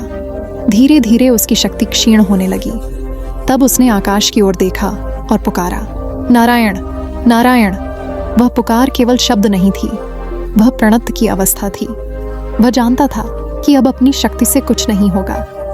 बस उसी क्षण भगवान विष्णु ने अपने सुदर्शन चक्र से आकर उस मगरमच्छ को काट डाला और गजेंद्र को मुक्त किया। यह प्रणत क्लेश नाशाय का सबसे सुंदर उदाहरण है। जब मनुष्य समर्पित होता है तब भगवान तुरंत उतरते हैं। इसी तरह द्रौपदी का प्रसंग लें। जब दुर्योधन की सभा में उसका चीरहरण किया जा रहा था तो उसने पहले स्वयं वस्त्र पकड़ने की कोशिश की, फिर भी हार गई। जब उसने अपने दोनों हाथ जोड़कर कहा, हे कृष्ण, अब तू ही रक्षा कर, तब अनंत वस्त्र प्रकट हो गए। वह प्रणत हो गई थी। उस क्षण से वह अकेली नहीं रही, क्योंकि समर्पण ने उसे स्वयं भगवान से जोड़ दिया। प्रणत क्लेश नाशाय का एक और अद्भुत उदाहरण है भक्त मीरा। राजमहल की रानी होकर भी वह हर पल श्री कृष्ण के चरणों में लीन रहती थी। जब उसके अपने ही परिवार ने उसे विष का प्याला दिया, तब भी उसने कहा, मेरे तो गिरधर गोपाल, दूसरों न कोई। उसने विष को भी प्रसाद मानकर पी लिया, और जब वह प्याला होंठों तक गया तो विष अमृत बन गया। यह है समर्पण का चमत्कार। जब हृदय पूर्ण भक्ति से भर जाता है तब विष भी अमृत बन जाता है। प्रणत क्लेश नाशाय केवल मंत्र नहीं, यह जीवन का अनुभव है। जब कोई व्यक्ति अपने जीवन की डोर छोड़कर ईश्वर को सौंप देता है तब चमत्कार घटित होते हैं। कई बार हम अपने जीवन में संघर्ष करते रहते हैं पर समाधान नहीं मिलता। कारण यही है कि हम अपनी बुद्धि, अपने प्रयास, अपने अहंकार से सब कुछ सुलझाना चाहते हैं। पर जब हम कहते हैं, हे कृष्ण, अब यह सब तेरे भरोसे है, तभी मार्ग खुलता है। श्री कृष्ण केवल किसी विशेष स्थान पर नहीं रहते, वे हर उस हृदय में वास करते हैं जो प्रणत है। उन्होंने स्वयं कहा था, भक्तो हम यथा स्नेह्युः तस्मिन् तिष्ठाम्यहम्, अर्थात जहाँ प्रेम और भक्ति होती है वहाँ मैं स्वयं निवास करता हूँ। इसलिए जब भक्त समर्पित होता है तो भगवान उसके भीतर प्रकट होते हैं और उसके क्लेश हर लेते हैं। एक बार एक साधक था जिसका नाम उदय था। उसने जीवन में बहुत संघर्ष झेले, परिवार टूट गया, व्यापार खत्म हो गया और मन निराशा से भर गया। वह हर दिन मंदिर जाता पर मन शांत नहीं होता। एक दिन वह एक वृद्ध साधु से मिला। साधु ने कहा, बेटा, जब तक तू भगवान से कुछ मांगेगा तू कभी शांत नहीं होगा। मांगना बंद कर, बस कह, मैं तेरा हूं। उस रात उदय ने आंसू भरी आंखों से कहा, हे कृष्ण, अब मैं कुछ नहीं चाहता, बस तू ही मेरा सहारा है। अगले दिन से उसका जीवन बदलने लगा। धीरे धीरे उसके भीतर एक शांति उतरी जो किसी बाहरी सुख से नहीं मिली थी। उसके आसपास वही परिस्थिति थी पर भीतर का क्लेश समाप्त हो गया था। यह प्रणत क्लेश नाशाय का जीवंत अनुभव था। समर्पण का अर्थ यह नहीं कि हम कर्म करना छोड़ दें, बल्कि यह है कि हम फल की चिंता छोड़ दें। जब कर्म ईश्वर अर्पण बन जाता है तब मनुष्य क्लेश से मुक्त हो जाता है। अर्जुन भी तो यही सीख रहा था कुरुक्षेत्र में। वह कह रहा था, हे केशव, मैं युद्ध नहीं करूंगा।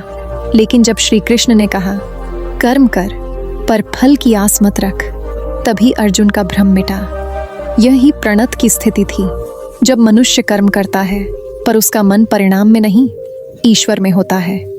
प्रणत क्लेश नाशाय में छिपा रहस्य यह भी है कि जब हम पूरी तरह समर्पित होते हैं तब ईश्वर हमें केवल दुख से नहीं बचाते, बल्कि हमारे भीतर की चेतना को रूपांतरित करते हैं। वे हमें शक्ति, विवेक और संतोष देते हैं। वे हमारे जीवन के अर्थ को बदल देते हैं।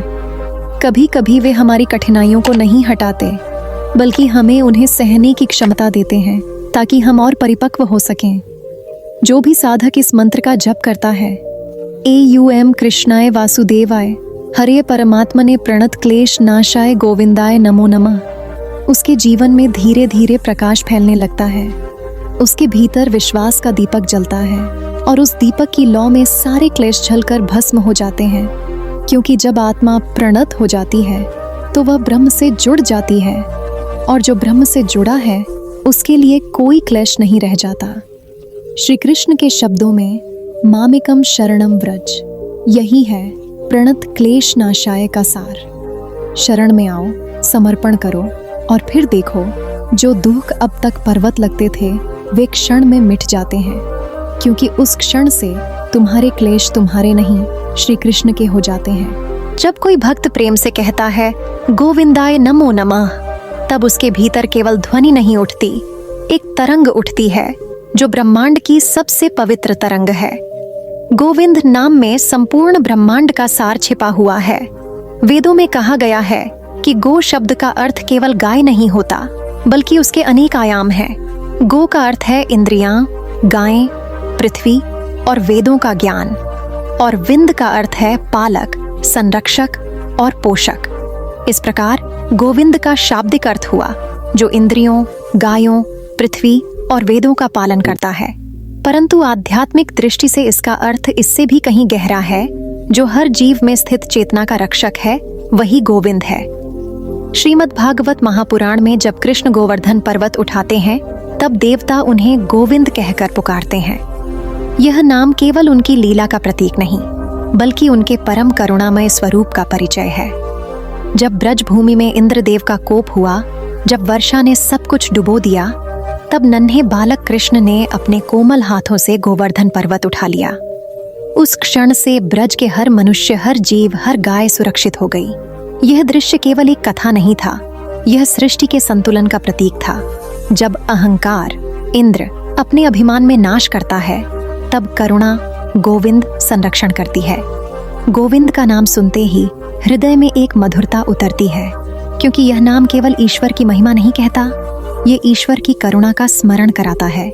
गोविंद का अर्थ है वह जो हमारी इंद्रियों को मार्गदर्शन देता है। हमारी इंद्रियां, आंखें, कान, जिह्वा, त्वचा और नासिका, ये सब गो हैं। ये हमें संसार से जोड़ती हैं, पर जब ये विकृत हो जाती है तब मोह और क्लेश उत्पन्न होता है। पर जब साधक गोविंद का स्मरण करता है तब उसकी इंद्रियां शुद्ध होने लगती हैं, उसका दृष्टिकोण बदलने लगता है। वह संसार को केवल भोग की दृष्टि से नहीं, भक्ति की दृष्टि से देखने लगता है। उसकी आंखें ईश्वर का दर्शन करती हैं, उसके कान ईश्वर का नाम सुनते हैं, उसकी जिह्वा ईश्वर का नाम जपती है। यही गोविंद का प्रभाव है। गोविंद का दूसरा अर्थ है जो पृथ्वी का पालन करता है। पृथ्वी, जिसे वेदों में गोमाता कहा गया है, जीवन का आधार है। जब हम गोविंदाय नमः कहते हैं तो हम उस शक्ति को प्रणाम करते हैं जो पृथ्वी को संतुलन में रखती है। श्री कृष्ण का गोवर्धन पूजा प्रसंग इसी सत्य को दर्शाता है। जब ब्रजवासियों ने इंद्र की पूजा बंद कर गोवर्धन पर्वत की पूजा की, तब वे प्रकृति की उपासना कर रहे थे। वे यह मान रहे थे कि भगवान केवल आकाश में नहीं, धरती में भी हैं, हर कण में, हर वृक्ष में, हर गाय में। और जब कृष्ण ने स्वयं कहा, मैं ही गोवर्धन हूँ, तब उन्होंने बताया कि ईश्वर स्वयं प्रकृति का स्वरूप है। कहते हैं, जब गोवर्धन पूजा के समय इंद्र ने वर्षा का प्रकोप बरसाया, तब ब्रज की हर गाय कांप रही थी, हर बालक भयभीत था। तभी गोविंद ने अपनी करुणा से सबको आश्रय दिया। वे केवल पर्वत नहीं उठा रहे थे, वे संपूर्ण ब्रह्मांड के दुखों का भार उठा रहे थे। वे बता रहे थे कि सच्चा ईश्वर वही है जो सबकी रक्षा करता है, बिना किसी भेदभाव के। यही कारण है कि उस दिन से वे गोविंद कहलाए, गायों के रक्षक, पृथ्वी के पालक और प्रेम के आधार। गोविंद शब्द में विंद का एक और अर्थ है जो आनंद देता है, वह जो हमारे भीतर की शांति को लौटाता है। श्री कृष्ण जब बांसुरी बजाते हैं तो वह केवल संगीत नहीं होता, वह आत्मा को पुकारने वाली ध्वनि होती है। वह ध्वनि कहती है, तू मेरे पास लौटा, मैं तेरा गोविंद हूँ। इसीलिए जब कोई व्यक्ति गोविंद का नाम लेता है तब उसका मन अपने स्रोत की ओर लौटता है। यह नाम मन को स्थिर करता है, आत्मा को परमात्मा से जोड़ता है। गोविंद की आराधना का एक महत्वपूर्ण अंग है गोसेवा। शास्त्र कहते हैं कि जहाँ गाय की सेवा होती है वहाँ स्वयं गोविंद निवास करते हैं। गाय केवल पशु नहीं, वह करुणा का प्रतीक है। उसके दूध में अमृत है, उसके नेत्रों में वात्सल्य है, उसके शरीर में पृथ्वी की ऊर्जा है। जो व्यक्ति गोसेवा करता है वह केवल धर्म नहीं निभाता, बल्कि ईश्वर की सृष्टि के प्रति कृतज्ञता प्रकट करता है। एक कथा आती है, एक बार द्वारका में एक वृद्ध ब्राह्मण आया। उसने कहा, हे कृष्ण, मैं निर्धन हूँ, मुझे कुछ चाहिए। कृष्ण ने कहा, मेरे पास अभी देने को कुछ नहीं, पर बाहर जो गाय खड़ी है वह तेरी है। वह गाय बहुत कृशकाय थी, लेकिन ब्राह्मण ने प्रेम से उसे अपनाया। वह रोज उसे सेवा से सींचता, उससे बात करता। कुछ ही महीनों में वह गाय स्वस्थ और प्रसन्न हो गई। उसी वर्ष उस ब्राह्मण का जीवन पूर्णतः बदल गया। लोग कहते हैं उसके घर में सुख समृद्धि लौट आई। क्यों? क्योंकि उसने गोविंद की प्रियतम गो की सेवा की थी। यह वही रहस्य है जो आज भी जीवित है। जब कोई गोसेवा करता है तब गोविंद प्रसन्न होते हैं। गोभक्ति केवल गाय तक सीमित नहीं है, यह हर जीव के प्रति करुणा का विस्तार है। गोविंद के भक्त हर प्राणी में गोविंद को देखते हैं। वे जानते हैं कि जो पृथ्वी का पालन करता है वह हर जीवन में वास करता है। यही कारण है कि जो व्यक्ति गोविंद का नाम लेता है उसका हृदय कोमल हो जाता है। उसके भीतर करुणा, दया और सेवा की भावना जन्म लेती है। वह दूसरों को दुख में नहीं देख सकता, क्योंकि उसे हर जीव में कृष्ण का ही अंश दिखाई देता है। गोविंद नाम जप की महिमा अनंत है। पद्म पुराण में कहा गया है, गोविंद नाम या नित्यम जपति भक्ति भावता तस्य पापम क्षयम याति जन्मांतर शतैरपि।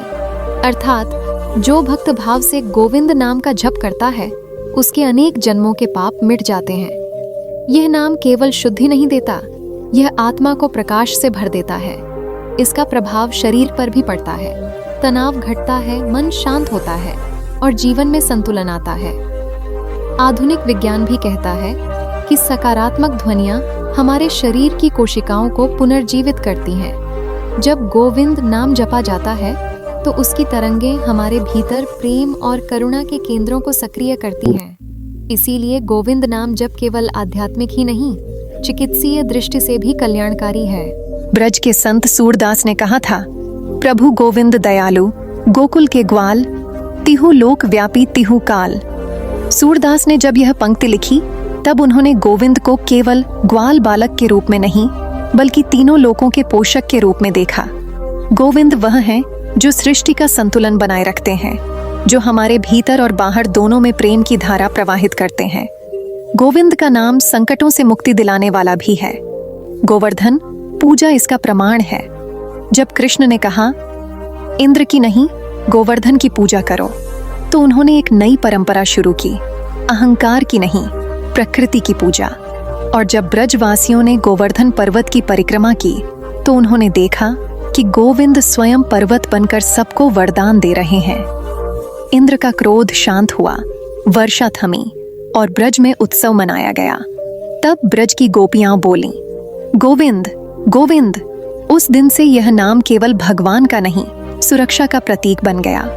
आज भी जब किसी गांव में संकट आता है, चाहे सूखा हो, रोग हो या कोई विपत्ति, लोग गोवर्धन पूजा करते हैं और गोविंद नाम का संकीर्तन करते हैं। अनेक कथाएं हैं जहां इस नाम से विपत्तियां टल गईं, रोग मिट गए और लोगों के जीवन में प्रकाश लौट आया, क्योंकि यह नाम सीधे हृदय को छूता है। यह नाम ईश्वर को नहीं बुलाता, यह बताता है कि ईश्वर पहले से ही यहाँ है, बस स्मरण की आवश्यकता है। गोविंदाय नमो नमः कहना एक प्रकार का प्रण है कि हम इस पृथ्वी का, अपनी इंद्रियों का और अपने कर्मों का सही उपयोग करेंगे। हम प्रकृति का सम्मान करेंगे, गाय का आदर करेंगे और अपने जीवन को ईश्वर की इच्छा के अनुसार चलाएंगे। यह नाम केवल जप नहीं, एक प्रतिज्ञा है, सेवा, प्रेम और करुणा की। जब कोई भक्त पूरी निष्ठा से गोविंद का स्मरण करता है तो उसके जीवन में एक अद्भुत शक्ति उतरती है। वह छोटी छोटी चीजों में आनंद अनुभव करने लगता है। उसे फूल में भी भगवान का चेहरा दिखाई देता है, गाय के नेत्रों में प्रेम और पृथ्वी की धूल में ईश्वर की करुणा। तब उसे समझ आता है, गोविंद केवल द्वारका का राजा नहीं, वह उसके अपने हृदय में वास करता है। जब आत्मा और प्रकृति का मिलन होता है तब गोविंद प्रकट होते हैं। जब प्रेम और करुणा एक साथ बहते हैं तब गोविंद गूंजते हैं। और जब कोई भक्त आंसू भरी आंखों से कहता है, हे गोविंद मेरी रक्षा कर, तो भगवान स्वयं उसकी ओर दौड़ पड़ते हैं, क्योंकि गोविंद वही हैं जो अपने भक्तों के दर्द को पहले महसूस करते हैं। नमो नमः ये केवल शब्द नहीं, ये आत्मा का प्रणाम है। एक ऐसा प्रणाम जो स्वयं के अस्तित्व को मिटाकर परमात्मा के असीम अस्तित्व में विलीन हो जाता है। शास्त्रों में बार बार यह द्विगुणित नमस्कार आता है, नमो नमः। ऐसा क्यों? क्या एक बार झुकना पर्याप्त नहीं? नहीं, क्योंकि पहली बार जब हम झुकते हैं तब हमारे भीतर का अहंकार अभी भी जीवित होता है, और दूसरी बार जब हम झुकते हैं तब हम उस अहंकार को भी झुका देते हैं। यह दूसरा नमः आत्मा का पूर्ण विसर्जन है। भगवद गीता में श्री कृष्ण कहते हैं, मां नमस्कुरु, अर्थात तू मुझे नमस्कार कर, समर्पण कर। लेकिन जब भक्त प्रेम में डूबता है तब वह केवल एक बार नहीं, बार बार झुकता है, क्योंकि उसे एहसास होता है कि उसकी हर सांस भगवान की कृपा है, उसका अस्तित्व भी उसी की देन है। तब वह कहता है, नमो नमः, 2 बार नहीं, अनंत बार। नमो का अर्थ है मैं नहीं, सब तू। जब हम कहते हैं नमो नमः तो हम 2 परतों को गिराते हैं। पहली शरीर का अहंकार और दूसरी मन का अहंकार। शरीर कहता है मैं करता हूँ, मन कहता है मैं सोचता हूँ, लेकिन आत्मा कहती है कुछ भी मेरा नहीं, सब तेरा है प्रभु। यही नमो नमः का सार है। एक बार द्वारका में श्री कृष्ण के एक महान भक्त आए, नाम था उदयराज। वे बहुत विद्वान थे, वेदों के झाता थे और हर दिन भगवान को नमस्कार करते थे, किंतु उनके भीतर कहीं न कहीं यह भाव रहता था कि मैं बड़ा ज्ञानी हूँ, मेरा प्रणाम सबसे श्रेष्ठ है। एक दिन श्री कृष्ण ने मुस्कुराते हुए उनसे कहा, उदयराज, तुम प्रतिदिन मुझे नमस्कार करते हो, पर क्या कभी तुमने अपने भीतर के मैं को नमस्कार किया है? वे चौंक गए, बोले, प्रभु मैं को नमस्कार कैसे? कृष्ण बोले, पहला नमः मेरे लिए होता है, दूसरा नमः तुम्हारे मैं के लिए, ताकि वह भी मिट जाए। यह सुनकर उदयराज की आंखों में आंसू आ गए। उन्होंने पहली बार अनुभव किया कि जब हम कहते हैं नमो नमः, तो हम केवल भगवान को नहीं, स्वयं को भी नमन करते हैं, ताकि भीतर की कठोरता पिघल जाए।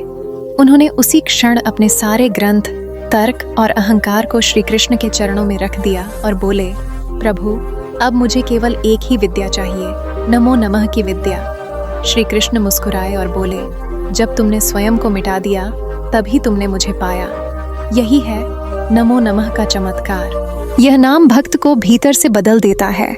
जब कोई नमो नमः जपता है तो वह केवल भगवान को नहीं पुकारता, वह स्वयं को याद दिलाता है कि मैं कुछ नहीं, तू सब कुछ है। धीरे धीरे उसका मन शांत होने लगता है, वासनाएं ढल जाती हैं, क्रोध गल जाता है और एक अद्भुत शांति जन्म लेती है। भक्ति के शिखर पर यही होता है जब भक्त अपने अस्तित्व का विसर्जन कर देता है। मीराबाई जब कृष्ण के नाम में डूबी तब वे भी यही कहती थीं, मैं तो सांवरे के रंग में रंगी, अब मेरा कोई नहीं। यही नमो नमः का भाव है। जब कोई मैं नहीं रहता तब केवल वह रहता है। नमो नमः 2 शब्द हैं, पर इन 2 शब्दों में समूचा वेदांत छिपा है। पहला नमः ममत्व का अंत करता है और दूसरा नमः अहंकार का अंत। ममत्व यानी मेरा, अहंकार यानी मैं। जब ये दोनों समाप्त हो जाते हैं तब आत्मा परमात्मा में विलीन हो जाती है। यही अद्वैत का अनुभव है। कभी कभी साधक जप तो करता है पर अहंकार नहीं छोड़ता। वह सोचता है, मैं बहुत भक्ति करता हूँ, मैं बहुत शुद्ध हूँ, यह मैं ही बंधन है। इसलिए ऋषियों ने कहा, नमो नमः कहो, ताकि हर जप के साथ अपने भीतर के अहंकार को भी झुका दो। कथाओं में कहा गया है कि जब नारद जी ने प्रथम बार नारायण नारायण जप किया तो उनकी वाणी में अहंकार की लहर थी। वे सोचते थे, मैं देवताओं में सबसे बड़ा भक्त हूँ। तब विष्णु भगवान मुस्कुराए और बोले, नारद, जब तू यह कहेगा कि तू सबसे छोटा भक्त है तभी तू सच्चा भक्त बनेगा। उसी दिन से नारद ने नमो नमः का जप आरंभ किया। उन्होंने कहा, प्रभु मैं नहीं जानता कि मैं कौन हूँ, मैं केवल जानता हूँ कि तू ही सब कुछ है। यह जप साधक को भीतर की गहराई में ले जाता है। ध्यान की अवस्था में जब वह नमो नमः दोहराता है तो धीरे धीरे मन का हर विचार शांत होने लगता है। पहले विचार रुकते हैं, फिर इच्छाएं, फिर स्वयं की पहचान भी मिट जाती है।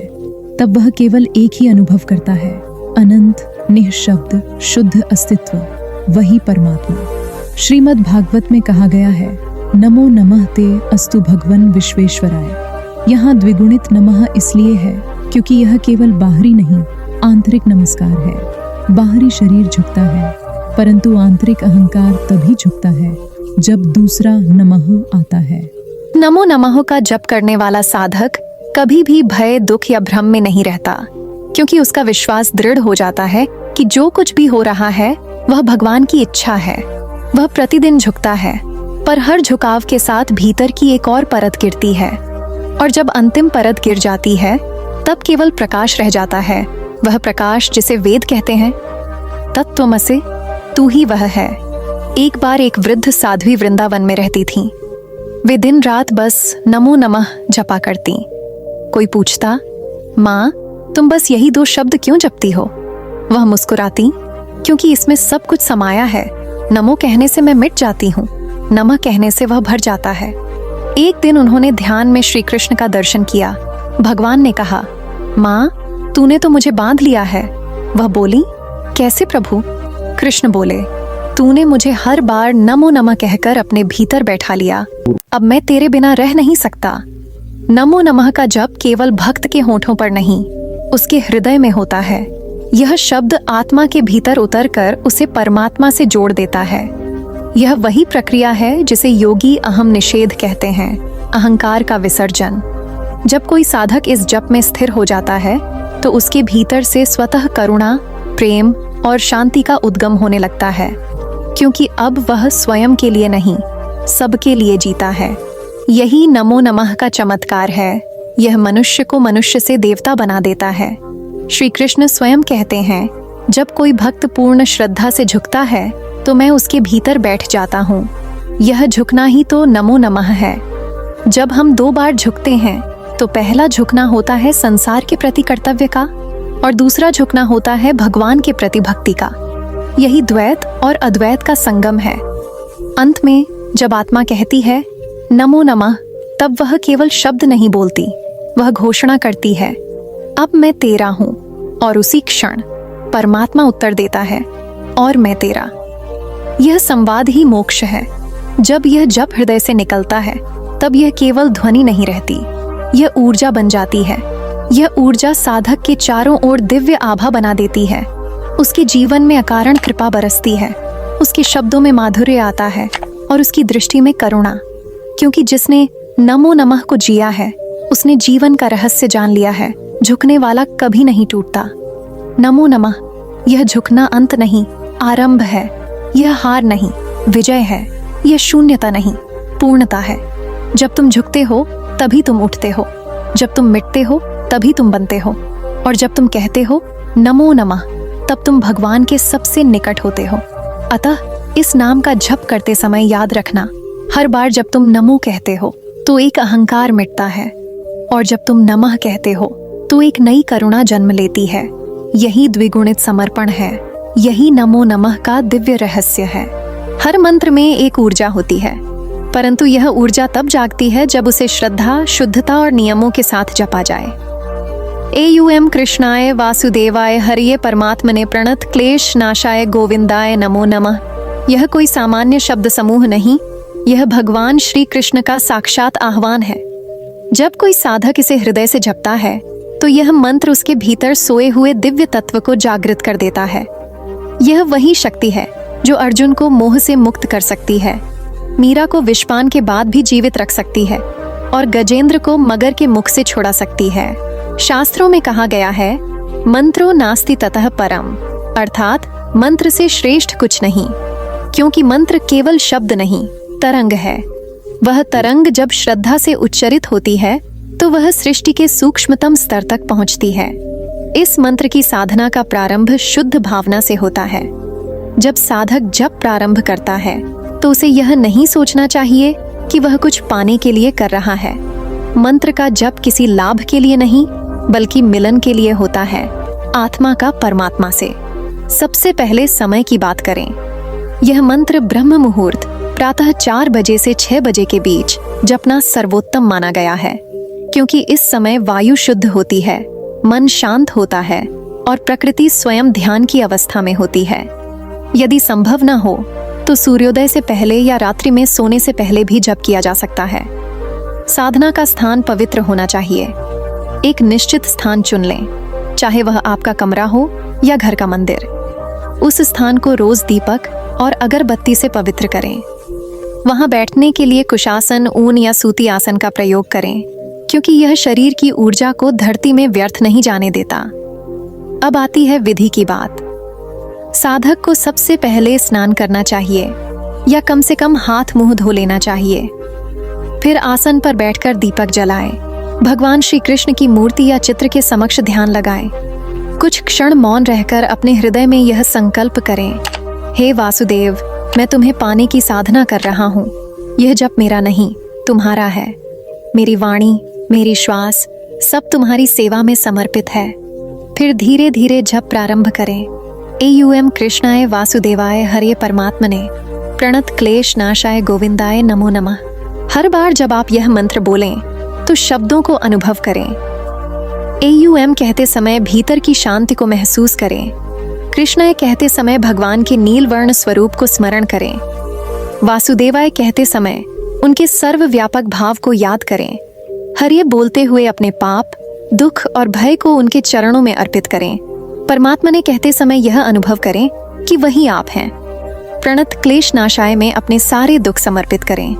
गोविंदाय कहते हुए उनके गोवर्धन धारण रूप को ध्यान में रखें और नमो नमः कहते समय अपने अहंकार को मिटा दें। मंत्र का उच्चारण स्पष्ट, मधुर और शांत होना चाहिए। यदि आप जपमाला का प्रयोग करते हैं तो तुलसी की माला सर्वोत्तम है। तुलसी माता स्वयं श्री कृष्ण को प्रिय हैं। एक माला में 108 दाने होते हैं। एक माला जपने के बाद साधक को कुछ क्षण मौन रहकर अनुभव करना चाहिए कि यह मंत्र अब उसके भीतर ध्वनि बनकर गूंज रहा है।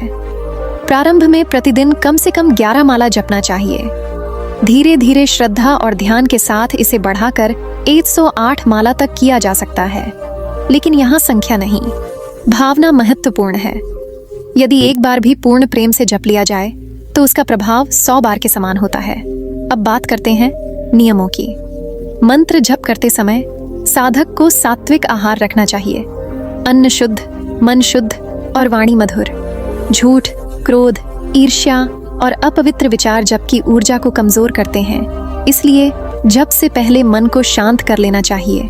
साधना के दौरान किसी से कटु वचन न कहें, किसी का दिल न दुखाएं, क्योंकि मंत्र का असली प्रभाव तभी प्रकट होता है जब साधक के भीतर प्रेम और करुणा का भाव हो। अब देखते हैं इस मंत्र के आध्यात्मिक, मानसिक और भौतिक फल। जब कोई व्यक्ति निरंतर इस मंत्र का जप करता है तो सबसे पहले उसका मन स्थिर होता है। जो व्यक्ति चिंता, भय या अस्थिरता से ग्रस्त है उसे यह मंत्र गहरे शांति प्रदान करता है, क्योंकि इसमें हर ये शब्द पाप, मोह और दुख हरने वाला है। धीरे धीरे वह व्यक्ति नकारात्मक विचारों से मुक्त होने लगता है। उसके भीतर एक प्रकाश फैलता है जो उसे हर परिस्थिति में संतुलित रखता है। आध्यात्मिक स्तर पर यह मंत्र साधक की चेतना को ऊंचा उठाता है। जब वह परमात्मने का जप करता है तो उसके भीतर यह जागरूकता आती है कि वह शरीर नहीं, आत्मा है। और जब वह गोविंदाय नमो नमः कहता है तो वह अपने स्व को पूर्ण रूप से समर्पित कर देता है। यह जप अंततः आत्म साक्षात्कार की ओर ले जाता है, जहाँ साधक और ईश्वर में कोई भेद नहीं रहता। भौतिक रूप से भी यह मंत्र चमत्कार करता है। कई भक्तों ने अनुभव किया कि नियमित जप से उनके जीवन की कठिनाइयां धीरे धीरे मिट गईं। जो काम असंभव लगते थे वे सहज होने लगे, क्योंकि जब मन में स्थिरता और श्रद्धा आती है तो कर्मों का प्रवाह स्वतः सही दिशा में जाने लगता है। वृंदावन में एक भक्त, नाम था माधवदास। वे अत्यंत निर्धन थे पर भक्त हृदय से। वे प्रतिदिन केवल एक ही कार्य करते, इस मंत्र का जप। लोग हंसते थे कि जप से पेट नहीं भरता, लेकिन कुछ महीनों बाद एक व्यापारी जो वहां से गुजर रहा था माधवदास से मिलने आया और बोला, आपके जप से मेरे जीवन में सुख आया, कृपा करके यह छोटी सी सेवा स्वीकार करें। उसने उन्हें इतना अन्न और वस्त्र दिया कि उनके जीवन का संकट सदा के लिए मिट गया। माधवदास हंसते हुए बोले, मैंने धन नहीं मांगा, मैंने गोविंद मांगे, और जब गोविंद मिले तो सब मिला। ऐसे असंख्य अनुभव मिलते हैं। किसी का रोग जप से ठीक हो गया, किसी का भय मिट गया, किसी का भाग्य खुल गया। पर यह सब तब होता है जब जप केवल शब्द न रहे, साधक का प्राण बन जाए।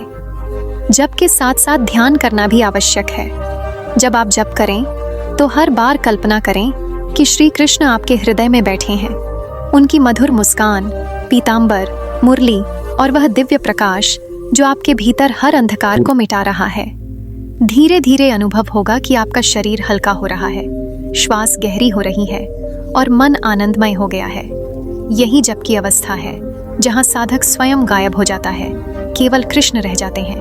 अब बात करें कि यह मंत्र रोग, भय और दुर्भाग्य को कैसे मिटाता है। रोग केवल शरीर का नहीं, मन का भी होता है। जब मन में क्लेश, चिंता या ईर्ष्या होती है तो यह धीरे धीरे शरीर में विष बन जाती है। यह मंत्र उस विष को हर लेता है, क्योंकि इसमें प्रणत क्लेश नाशाय का अद्भुत बल है। जो व्यक्ति दिन में 108 बार यह जप करता है उसके भीतर की नकारात्मकता धीरे धीरे गल जाती है। उसके चेहरे पर तेज आता है, शरीर में ऊर्जा और मन में शांति। भय भी इसी प्रकार मिटता है। जब साधक गोविंदाय नमो नमः कहता है तो उसे अनुभव होता है कि जो गोवर्धन उठा सकता है वह मेरे जीवन का बोझ भी उठा सकता है। तब भय मिट जाता है, क्योंकि उसे विश्वास होता है मैं अकेला नहीं, कृष्ण मेरे साथ हैं। दुर्भाग्य भी तभी होता है जब कर्मों का प्रवाह विपरीत दिशा में जाता है। मंत्र साधना इस प्रवाह को बदल देती है, क्योंकि जप के साथ साधक के कर्म शुद्ध होने लगते हैं, उसका मन निर्मल हो जाता है, तब भाग्य भी उसके अनुकूल हो जाता है। मंत्र का प्रभाव केवल वर्तमान जीवन तक सीमित नहीं रहता, यह आत्मा के संस्कारों को भी शुद्ध करता है। जब कोई व्यक्ति इस मंत्र का निरंतर जप करता है तो उसकी आत्मा युगों के पापों से मुक्त होती है। गरुड़ पुराण में कहा गया है कि जो भक्त जीवन में कम से कम 10 लाख बार यह मंत्र जपे वह मृत्यु के समय श्री कृष्ण के धाम को प्राप्त करता है। कहा जाता है कि द्वारका में एक वृद्धा थी जो अंधी थी, पर दिन रात यह मंत्र जपती थी। लोग कहते थे, माँ तुम देख नहीं सकती, फिर इतना जप क्यों? वह मुस्कुराती, क्योंकि जब आंखें बंद होती हैं तब गोविंद दिखते हैं। एक दिन जब वह जप करते करते चली गईं, तो उनके चेहरे पर ऐसी मुस्कान थी जैसे किसी ने उन्हें स्वयं श्री कृष्ण का दर्शन कराया हो। यही है इस मंत्र का परिणाम। यह मृत्यु तक को मधुर बना देता है, क्योंकि जो व्यक्ति दिन रात एवं कृष्णाय वासुदेवाय हरे परमात्मने प्रणत क्लेश नाशाय गोविंदाय नमो नमः जपता है, उसकी आत्मा मृत्यु को नहीं मिलन को देखती है। मंत्र जप का फल केवल व्यक्तिगत नहीं, सामूहिक भी है। जब कोई साधक शुद्ध मन से जप करता है तो उसके घर का वातावरण बदल जाता है। वहां कलह शांत होता है, वहां की भूमि पवित्र हो जाती है। इसलिए कहा गया है कि यदि परिवार में कोई एक व्यक्ति भी यह जप करे तो पूरे घर के पाप धुल जाते हैं। अंततः यह मंत्र केवल वाणी का नहीं, हृदय का है। इसे जपते समय याद रखें, यह शब्द भगवान का रूप है। हर अक्षर में श्री कृष्ण का वास है। जब आप इसे बोलते हैं तो आप उनसे संवाद कर रहे हैं। यदि आप प्रतिदिन श्रद्धा से यह जप करेंगे तो धीरे धीरे आपको महसूस होगा कि आपकी सोच बदल रही है, परिस्थितियां अनुकूल हो रही हैं और भीतर एक अज्ञात आनंद खिल रहा है। वही आनंद आत्म साक्षात्कार का प्रारंभ है। अंत में यही संदेश है, मंत्र जप कोई कर्म कांड नहीं, प्रेम कांड है। यह ईश्वर को पाने की सीढ़ी नहीं, स्वयं को खो देने का मार्ग है। जो इसे अपनाता है उसके जीवन में चमत्कार होना स्वाभाविक है, क्योंकि जहां एयुएम कृष्णाय वासुदेवाय हरे परमात्मने प्रणत क्लेश नाशाय गोविंदाय नमो नमः गूंजता है, वहां दुर्भाग्य, भय और रोग स्वयं ही नष्ट हो जाते हैं। तो उठो, दीपक जलाओ और इस मंत्र को अपना प्राण बना लो। एक दिन तुम पाओगे कि तुम जप नहीं रहे, अब स्वयं मंत्र तुम्हें जप रहा है। वह दिन ही मुक्ति का दिन होगा। जब कोई साधक इस मंत्र एयुएम कृष्णाय वासुदेवाय हराय परमात्मने प्रणत क्लेशनाशाय गोविंदाय नमो नमः में पूर्ण रूप से लीन हो जाता है, तब उसके भीतर और बाहर का अंतर मिटने लगता है। यह जप अब केवल शब्दों का उच्चारण नहीं रह जाता, यह एक पुल बन जाता है आत्मा और परमात्मा के बीच। जप करने वाला धीरे धीरे स्वयं उस नाम का रूप लेने लगता है। कृष्ण अब केवल किसी मंदिर की मूर्ति या किसी कथा के पात्र नहीं रहते, वे साधक की चेतना में, उसकी श्वास में, उसके हर अनुभव में प्रकट होने लगते हैं। मंत्र का निरंतर जप साधक के भीतर से सबसे पहले अशांति मिटाता है, क्योंकि यह मंत्र केवल उच्चारण नहीं है, यह भगवान के पंच रूपों का आह्वान है। कृष्णाय यानी आनंद के स्रोत का स्मरण, वासुदेवाय यानी सर्वव्यापक चेतना का अनुभव, हराय यानी हरने वाले, जो क्लेश, पाप, भय, मोह और मरण को हर लेते हैं, परमात्मने यानी जो स्वयं सब में व्यापे हैं, और गोविंदाय यानी जो गो, इंद्रियों और विंद, ज्ञान दोनों के स्वामी हैं। जब साधक इस मंत्र को अपने हृदय से जपता है, तब उसके भीतर वह चेतना जागने लगती है जहां मैं का अस्तित्व समाप्त हो जाता है। धीरे धीरे साधक अनुभव करता है कि जपने वाला, जप और जपे जाने वाला तीनों एक हो गए हैं। उसकी आंखें बंद होती हैं, पर भीतर प्रकाश का सागर उमड़ पड़ता है। उस सागर में कोई ध्वनि नहीं, कोई रूप नहीं, बस अनंत प्रेम का अनुभव होता है। वह समझता है कि कृष्ण कहीं बाहर नहीं, स्वयं उसकी आत्मा में निवास करते हैं।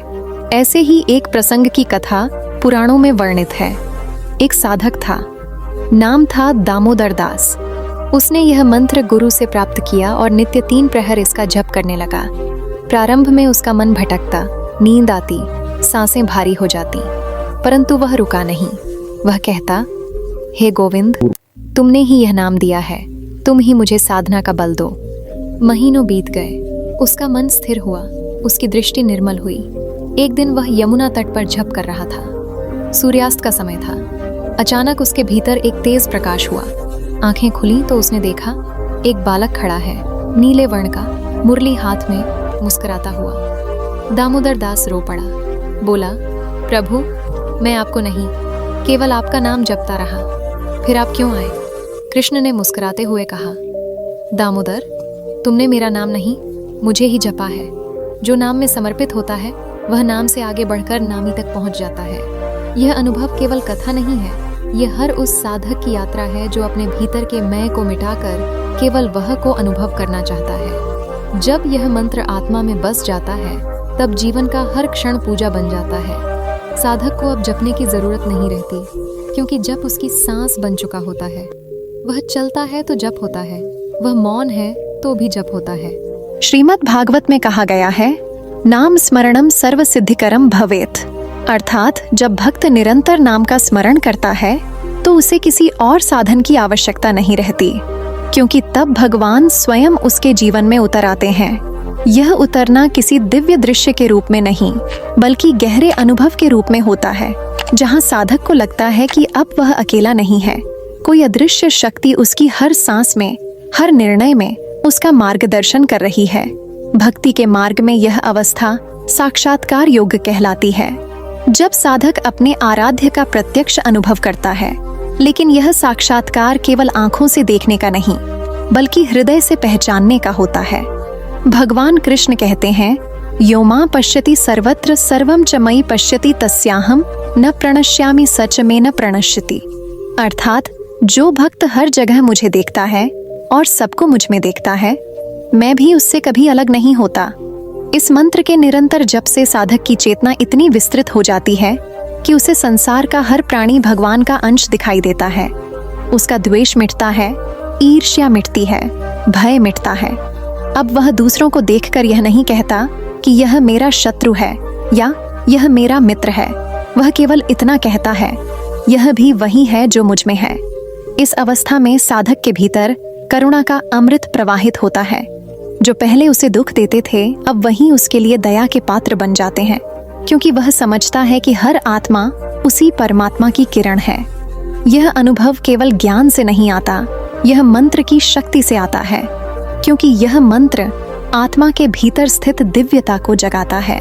कई भक्तों ने इस मंत्र के माध्यम से अद्भुत चमत्कारों का अनुभव किया है। एक वृद्धा थी, गोकुला नामक। उसका शरीर रोगों से ग्रस्त था, परंतु वह प्रतिदिन 108 बार इस मंत्र का जप करती थी। एक रात उसने स्वप्न में देखा कि श्री कृष्ण स्वयं उसके घर आए, उसका माथा सहलाया और कहा, माँ, तू अब क्लेशनाशाय की छाया में है, तुझे कोई क्लेश छू नहीं सकता। अगले ही दिन उसका शरीर हल्का महसूस हुआ और वह पहले की तरह मंदिर आने लगी। एक अन्य कथा दक्षिण भारत की है। एक व्यापारी संकट में था, उसका व्यवसाय डूब चुका था। किसी साधु ने उसे यही मंत्र दिया और कहा, हर दिन प्रातःकाल सूर्योदय से पहले इसका जप करना।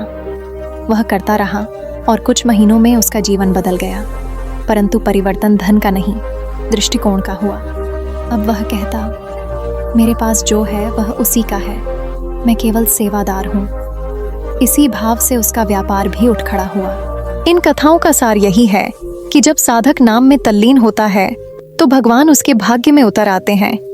वह अब अपनी इच्छा से नहीं, कृष्ण की इच्छा से जीता है। यही सच्चा आशीर्वाद है जब जीवन भगवान की योजना के अनुसार चलने लगता है। एक समय ऐसा भी आता है जब साधक की चेतना इतनी शुद्ध हो जाती है कि उसे दिव्य दर्शन की अनुभूति होती है। यह दर्शन केवल नेत्रों से नहीं, अंतःकरण से होता है।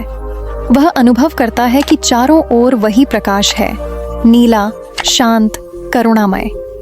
उसे ऐसा प्रतीत होता है कि स्वयं श्री कृष्ण उसकी आत्मा में विराजमान है। वह अब बोल नहीं सकता, केवल रो सकता है, क्योंकि उसके शब्द समाप्त हो चुके होते हैं। यही वह क्षण है जब भगवान कहते हैं, तुमने मेरा नाम नहीं, मुझे ही जपा है। और यही इस मंत्र का परम फल है, आत्मा और परमात्मा का मिलन। इस मिलन में साधक का अस्तित्व मिट जाता है, केवल प्रभु का अस्तित्व रह जाता है। कृष्ण के साक्षात्कार का यह रहस्य बहुत सूक्ष्म है। वह किसी बाहरी दृष्टि से नहीं, बल्कि भीतर के मौन में मिलता है।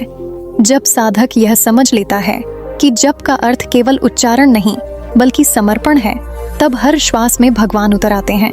भक्ति की पराकाष्ठा तब होती है जब साधक यह अनुभव करे कि मैं नहीं, सब वही है।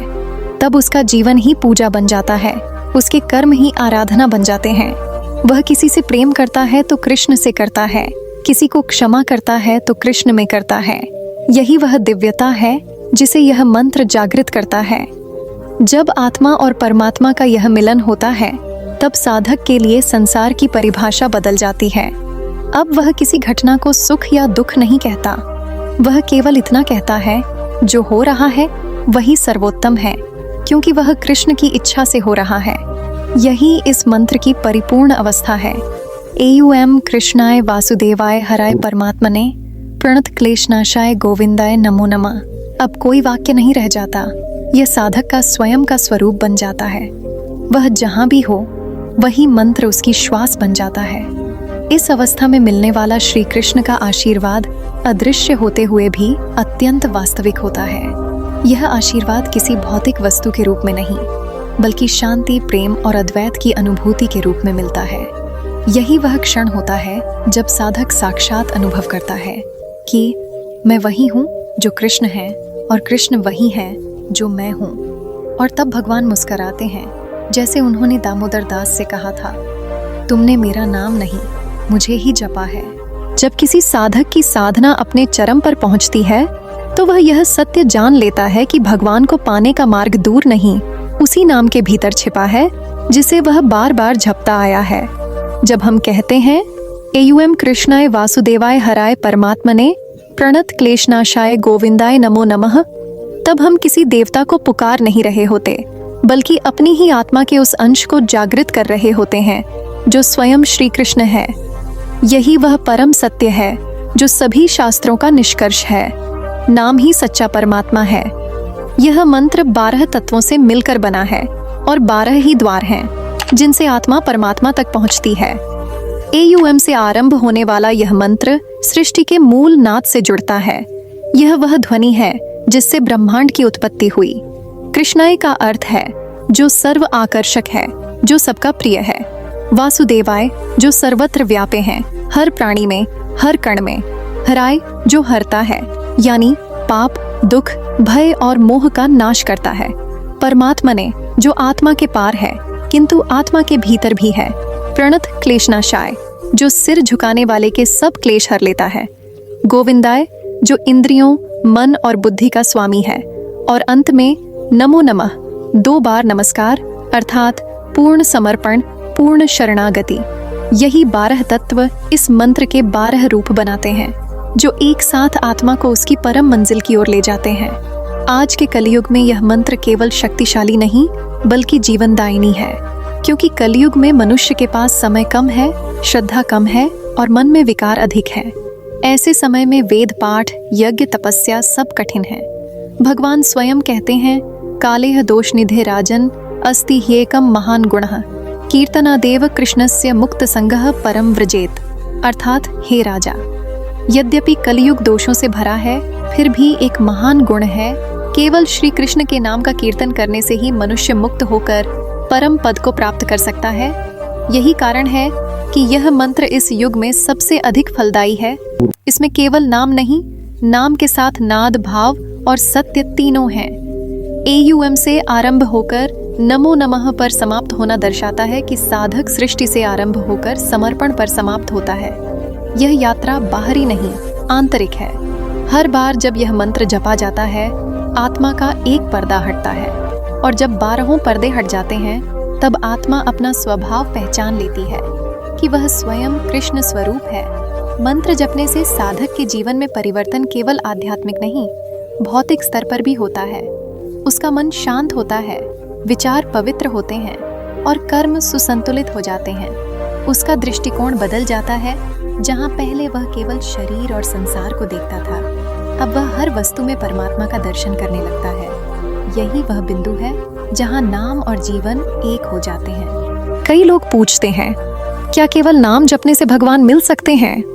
इसका उत्तर है हाँ, जब जप श्रद्धा से किया जाए। नाम अपने आप में ब्रह्म के समान है। श्री चैतन्य महाप्रभु ने कहा था, नाम नाम करे बहुतात्पर्य, नामे सर्व शक्ति आछे। अर्थात नाम में भगवान की समस्त शक्ति निहित है। जैसे बीज में पूरा वृक्ष छिपा होता है, वैसे ही नाम में स्वयं परमात्मा का स्वरूप छिपा है। जब यह नाम श्रद्धा से जपा जाता है तो यह केवल ध्वनि नहीं रह जाता, यह ऊर्जा बनकर साधक के भीतर दिव्यता जागृत करता है। मंत्र का रहस्य यह है कि यह साधक के भीतर से अंधकार मिटाता है। यह हराय शब्द के माध्यम से नकारात्मकता को हर लेता है और गोविंदाय के माध्यम से जीवन में संतुलन लाता है। परमात्मा शब्द साधक को यह याद दिलाता है कि वह केवल शरीर नहीं बल्कि उस चेतना का अंश है जो सर्वत्र व्यापी है। और जब वह नमो नमः कहता है तो वह अहंकार का अंतिम तंतु भी त्याग देता है। कलयुग में मनुष्य के क्लेश अनेक हैं। भय, चिंता, रोग, अभाव, असफलता और संबंधों का टूटना, यह सब मन के विकारों का परिणाम है। यह मंत्र उन विकारों को शुद्ध करता है जैसे सूर्य की किरणें अंधकार को मिटा देती हैं। जो साधक नियमित इसका जप करता है उसका मन स्थिर होने लगता है और भीतर की शांति लौट आती है। धीरे धीरे वह अनुभव करता है कि उसकी समस्याएं अब पहले जैसी नहीं रहीं, क्योंकि उनका बोझ अब वह नहीं उठा रहा बल्कि उसने उन्हें प्रभु के चरणों में समर्पित कर दिया है। यह मंत्र केवल मुक्ति नहीं देता, यह जीवन को अर्थ देता है, क्योंकि जब साधक यह समझ लेता है कि हर कर्म, हर घटना और हर व्यक्ति उसी की योजना का हिस्सा है, तब उसका जीवन कृतज्ञता से भर जाता है। अब वह शिकायत नहीं करता, वह धन्यवाद देता है हर परिस्थिति को, हर क्षण को, हर अनुभव को। यह मंत्र इसीलिए सबसे शक्तिशाली है क्योंकि यह केवल बाहरी पूजा का साधन नहीं बल्कि भीतर के ब्रह्म ज्ञान का द्वार है। जब कोई भक्त इसे अपने हृदय में बसाता है तो उसके भीतर से प्रश्न मिट जाते हैं। अब वह यह नहीं पूछता कि भगवान कहाँ हैं, क्योंकि वह जान लेता है वे यहीं हैं, मेरे भीतर हैं। संसार के अनेक संतों ने कहा है कि जब तक मनुष्य नाम का सहारा नहीं लेता तब तक वह सच्ची मुक्ति का अनुभव नहीं कर सकता। श्रीमद् भागवत में यह स्पष्ट कहा गया है, नाम स्मरणम सर्व पाप प्रणाशनम भवति, अर्थात नाम का स्मरण सभी पापों का नाश करता है। लेकिन इस स्मरण में केवल जिह्वा नहीं, हृदय का भी जुड़ना आवश्यक है। कभी कभी साधक को लगता है कि जप का फल नहीं मिल रहा, परंतु सत्य यह है कि हर जप एक बीज की तरह है जो भीतर बोया जाता है। जैसे बीज मिट्टी में दबकर समय आने पर अंकुरित होता है, वैसे ही नाम का बीज भी समय आने पर ज्ञान और भक्ति के रूप में फल देता है। जैसे जैसे साधक की भक्ति परिपक्व होती है, वह अनुभव करता है कि नाम और नामी में कोई भेद नहीं है। वह जब नाम जपता है तब उसे लगता है कि स्वयं श्री कृष्ण उसके सामने खड़े हैं। उसका जप अब संवाद बन जाता है साधक और भगवान के बीच। यही वह मिलन है जहां आत्मा परमात्मा में विलीन होती है। शास्त्रों में कहा गया है कि नाम रूप भेदो नास्ति, अर्थात नाम और रूप में कोई भेद नहीं। इसलिए जब हम कृष्णाय नमः कहते हैं तो हम केवल नाम नहीं पुकारते, हम भगवान के रूप, उनके गुण, उनके प्रेम, उनकी करुणा सबको अपने भीतर आमंत्रित करते हैं। यही कारण है कि इस मंत्र का निरंतर जप करने वाला साधक धीरे धीरे दिव्य बनता जाता है। जीवन के अंतिम क्षणों में जब साधक का शरीर थक जाता है, सांस धीमी पड़ जाती है, तब भी यह नाम उसके भीतर गूंजता रहता है। यही नाम उसे भय से मुक्त करता है और उसके मार्ग को आलोकित करता है। जब उसकी अंतिम सांस कृष्ण के नाम के साथ निकलती है तो वह सीधे उस लोक में प्रवेश करता है जहां कोई क्लेश नहीं। श्री कृष्ण का धाम कहा गया है, अंतकाले च मामेव स्मरण मुक्त्वा कलेवरम, यह प्रयाति स मद्भावम याति नास्त्यत्र संशयः, अर्थात जो मृत्यु के समय केवल मुझे स्मरण करता हुआ शरीर त्यागता है वह निश्चित ही मेरे धाम को प्राप्त करता है, इसमें कोई संशय नहीं। यही इस मंत्र का अंतिम फल है, आत्मा और परमात्मा का एकत्व। जीवन के प्रत्येक दुख, भय और अभाव का अंत तब होता है जब मनुष्य यह समझ लेता है कि नाम ही सच्चा परमात्मा है। शरीर नाशवान है पर नाम अमर है। युग बीतते रहेंगे पर यह नाम शाश्वत रहेगा। यह वही ध्वनि है जो सृष्टि की पहली सांस में गूंजी थी और जो हर आत्मा के भीतर अब भी धड़कती है। जब कोई भक्त इस मंत्र को श्रद्धा से जपता है तो उसके चारों ओर एक दिव्य आभा फैल जाती है। उसकी उपस्थिति से ही वातावरण पवित्र हो जाता है। उसके घर में कलह की जगह शांति आती है, रोग की जगह स्वास्थ्य, भय की जगह विश्वास और शोक की जगह आनंद।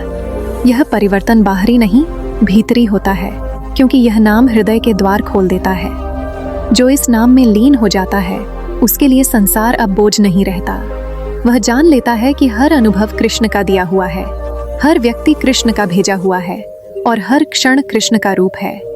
तब वह जीवन के हर दुख में भी मुस्कुरा सकता है, क्योंकि उसे पता है कि उसके साथ श्री कृष्ण स्वयं है और यही अंतिम सत्य है। नाम ही सच्चा परमात्मा है। नाम में ही सृष्टि है, नाम में ही मुक्ति है, नाम में ही प्रेम है और नाम में ही प्रभु है। जो इस नाम को श्रद्धा और प्रेम से जपता है उसके सब क्लेश नष्ट हो जाते हैं और अंत में वह श्री कृष्ण के धाम में पहुंचता है, जहाँ न समय है, न मृत्यु, न दुख, केवल आनंद, केवल प्रेम, केवल कृष्ण। कहानी तो खत्म हुई, लेकिन उसका संदेश अभी भी हमारे भीतर गूंज रहा है। श्री कृष्ण का ये मंत्र, ओम कृष्णाय वासुदेवाय हरे परमात्मने प्रणत क्लेशनाशाय गोविंदाय नमो नमः, हमें याद दिलाता है कि जीवन में हर दुख, हर भ्रम, हर हार केवल तब मिटती है जब हम भगवान के नाम में डूब जाते हैं। जब हमारी सांसों में भी कृष्ण का नाम खुल जाता है तब संसार का अंधकार खुद ब खुद हट जाता है। अगर इस कहानी ने आपके दिल को छुआ हो, अगर एक पल के लिए भी आपको लगा हो कि भगवान आपके जीवन में कहीं पास है, तो ये वीडियो सिर्फ एक कहानी नहीं, एक संकेत है कि भगवान आपको पुकार रहे हैं। इसलिए मित्रों, इस संदेश को अपने तक मत रखिए, किसी एक व्यक्ति तक जरूर पहुंचाइए जिसे जीवन में प्रकाश की और जरूरत है। क्योंकि कभी कभी सिर्फ एक कथा, एक बानी, एक नाम किसी की किस्मत बदल देता है। अगर आपको ये अनुभव अच्छा लगा हो तो इस वीडियो को लाइक कीजिए ताकि औरों तक भी ये भक्ति का संदेश पहुँचे। शेयर कीजिए ताकि कोई और भी अपने अंधकार से प्रकाश की ओर बढ़ सके। और अगर आप चाहे कि अगली दिव्य कथा सबसे पहले आपके हृदय तक पहुंचे तो हमारे चैनल को सब्सक्राइब कीजिए और उस घंटी के निशान को दबाइए ताकि जब अगली कथा आए तो ये सीधे आपके जीवन में प्रकाश बनकर उतरे। याद रखिए, कृष्ण का नाम कोई शब्द नहीं, एक अनुभव है और जिसने इस नाम को अपने भीतर उतार लिया उसके जीवन में फिर कभी अंधेरा नहीं रहता। जय श्री कृष्ण।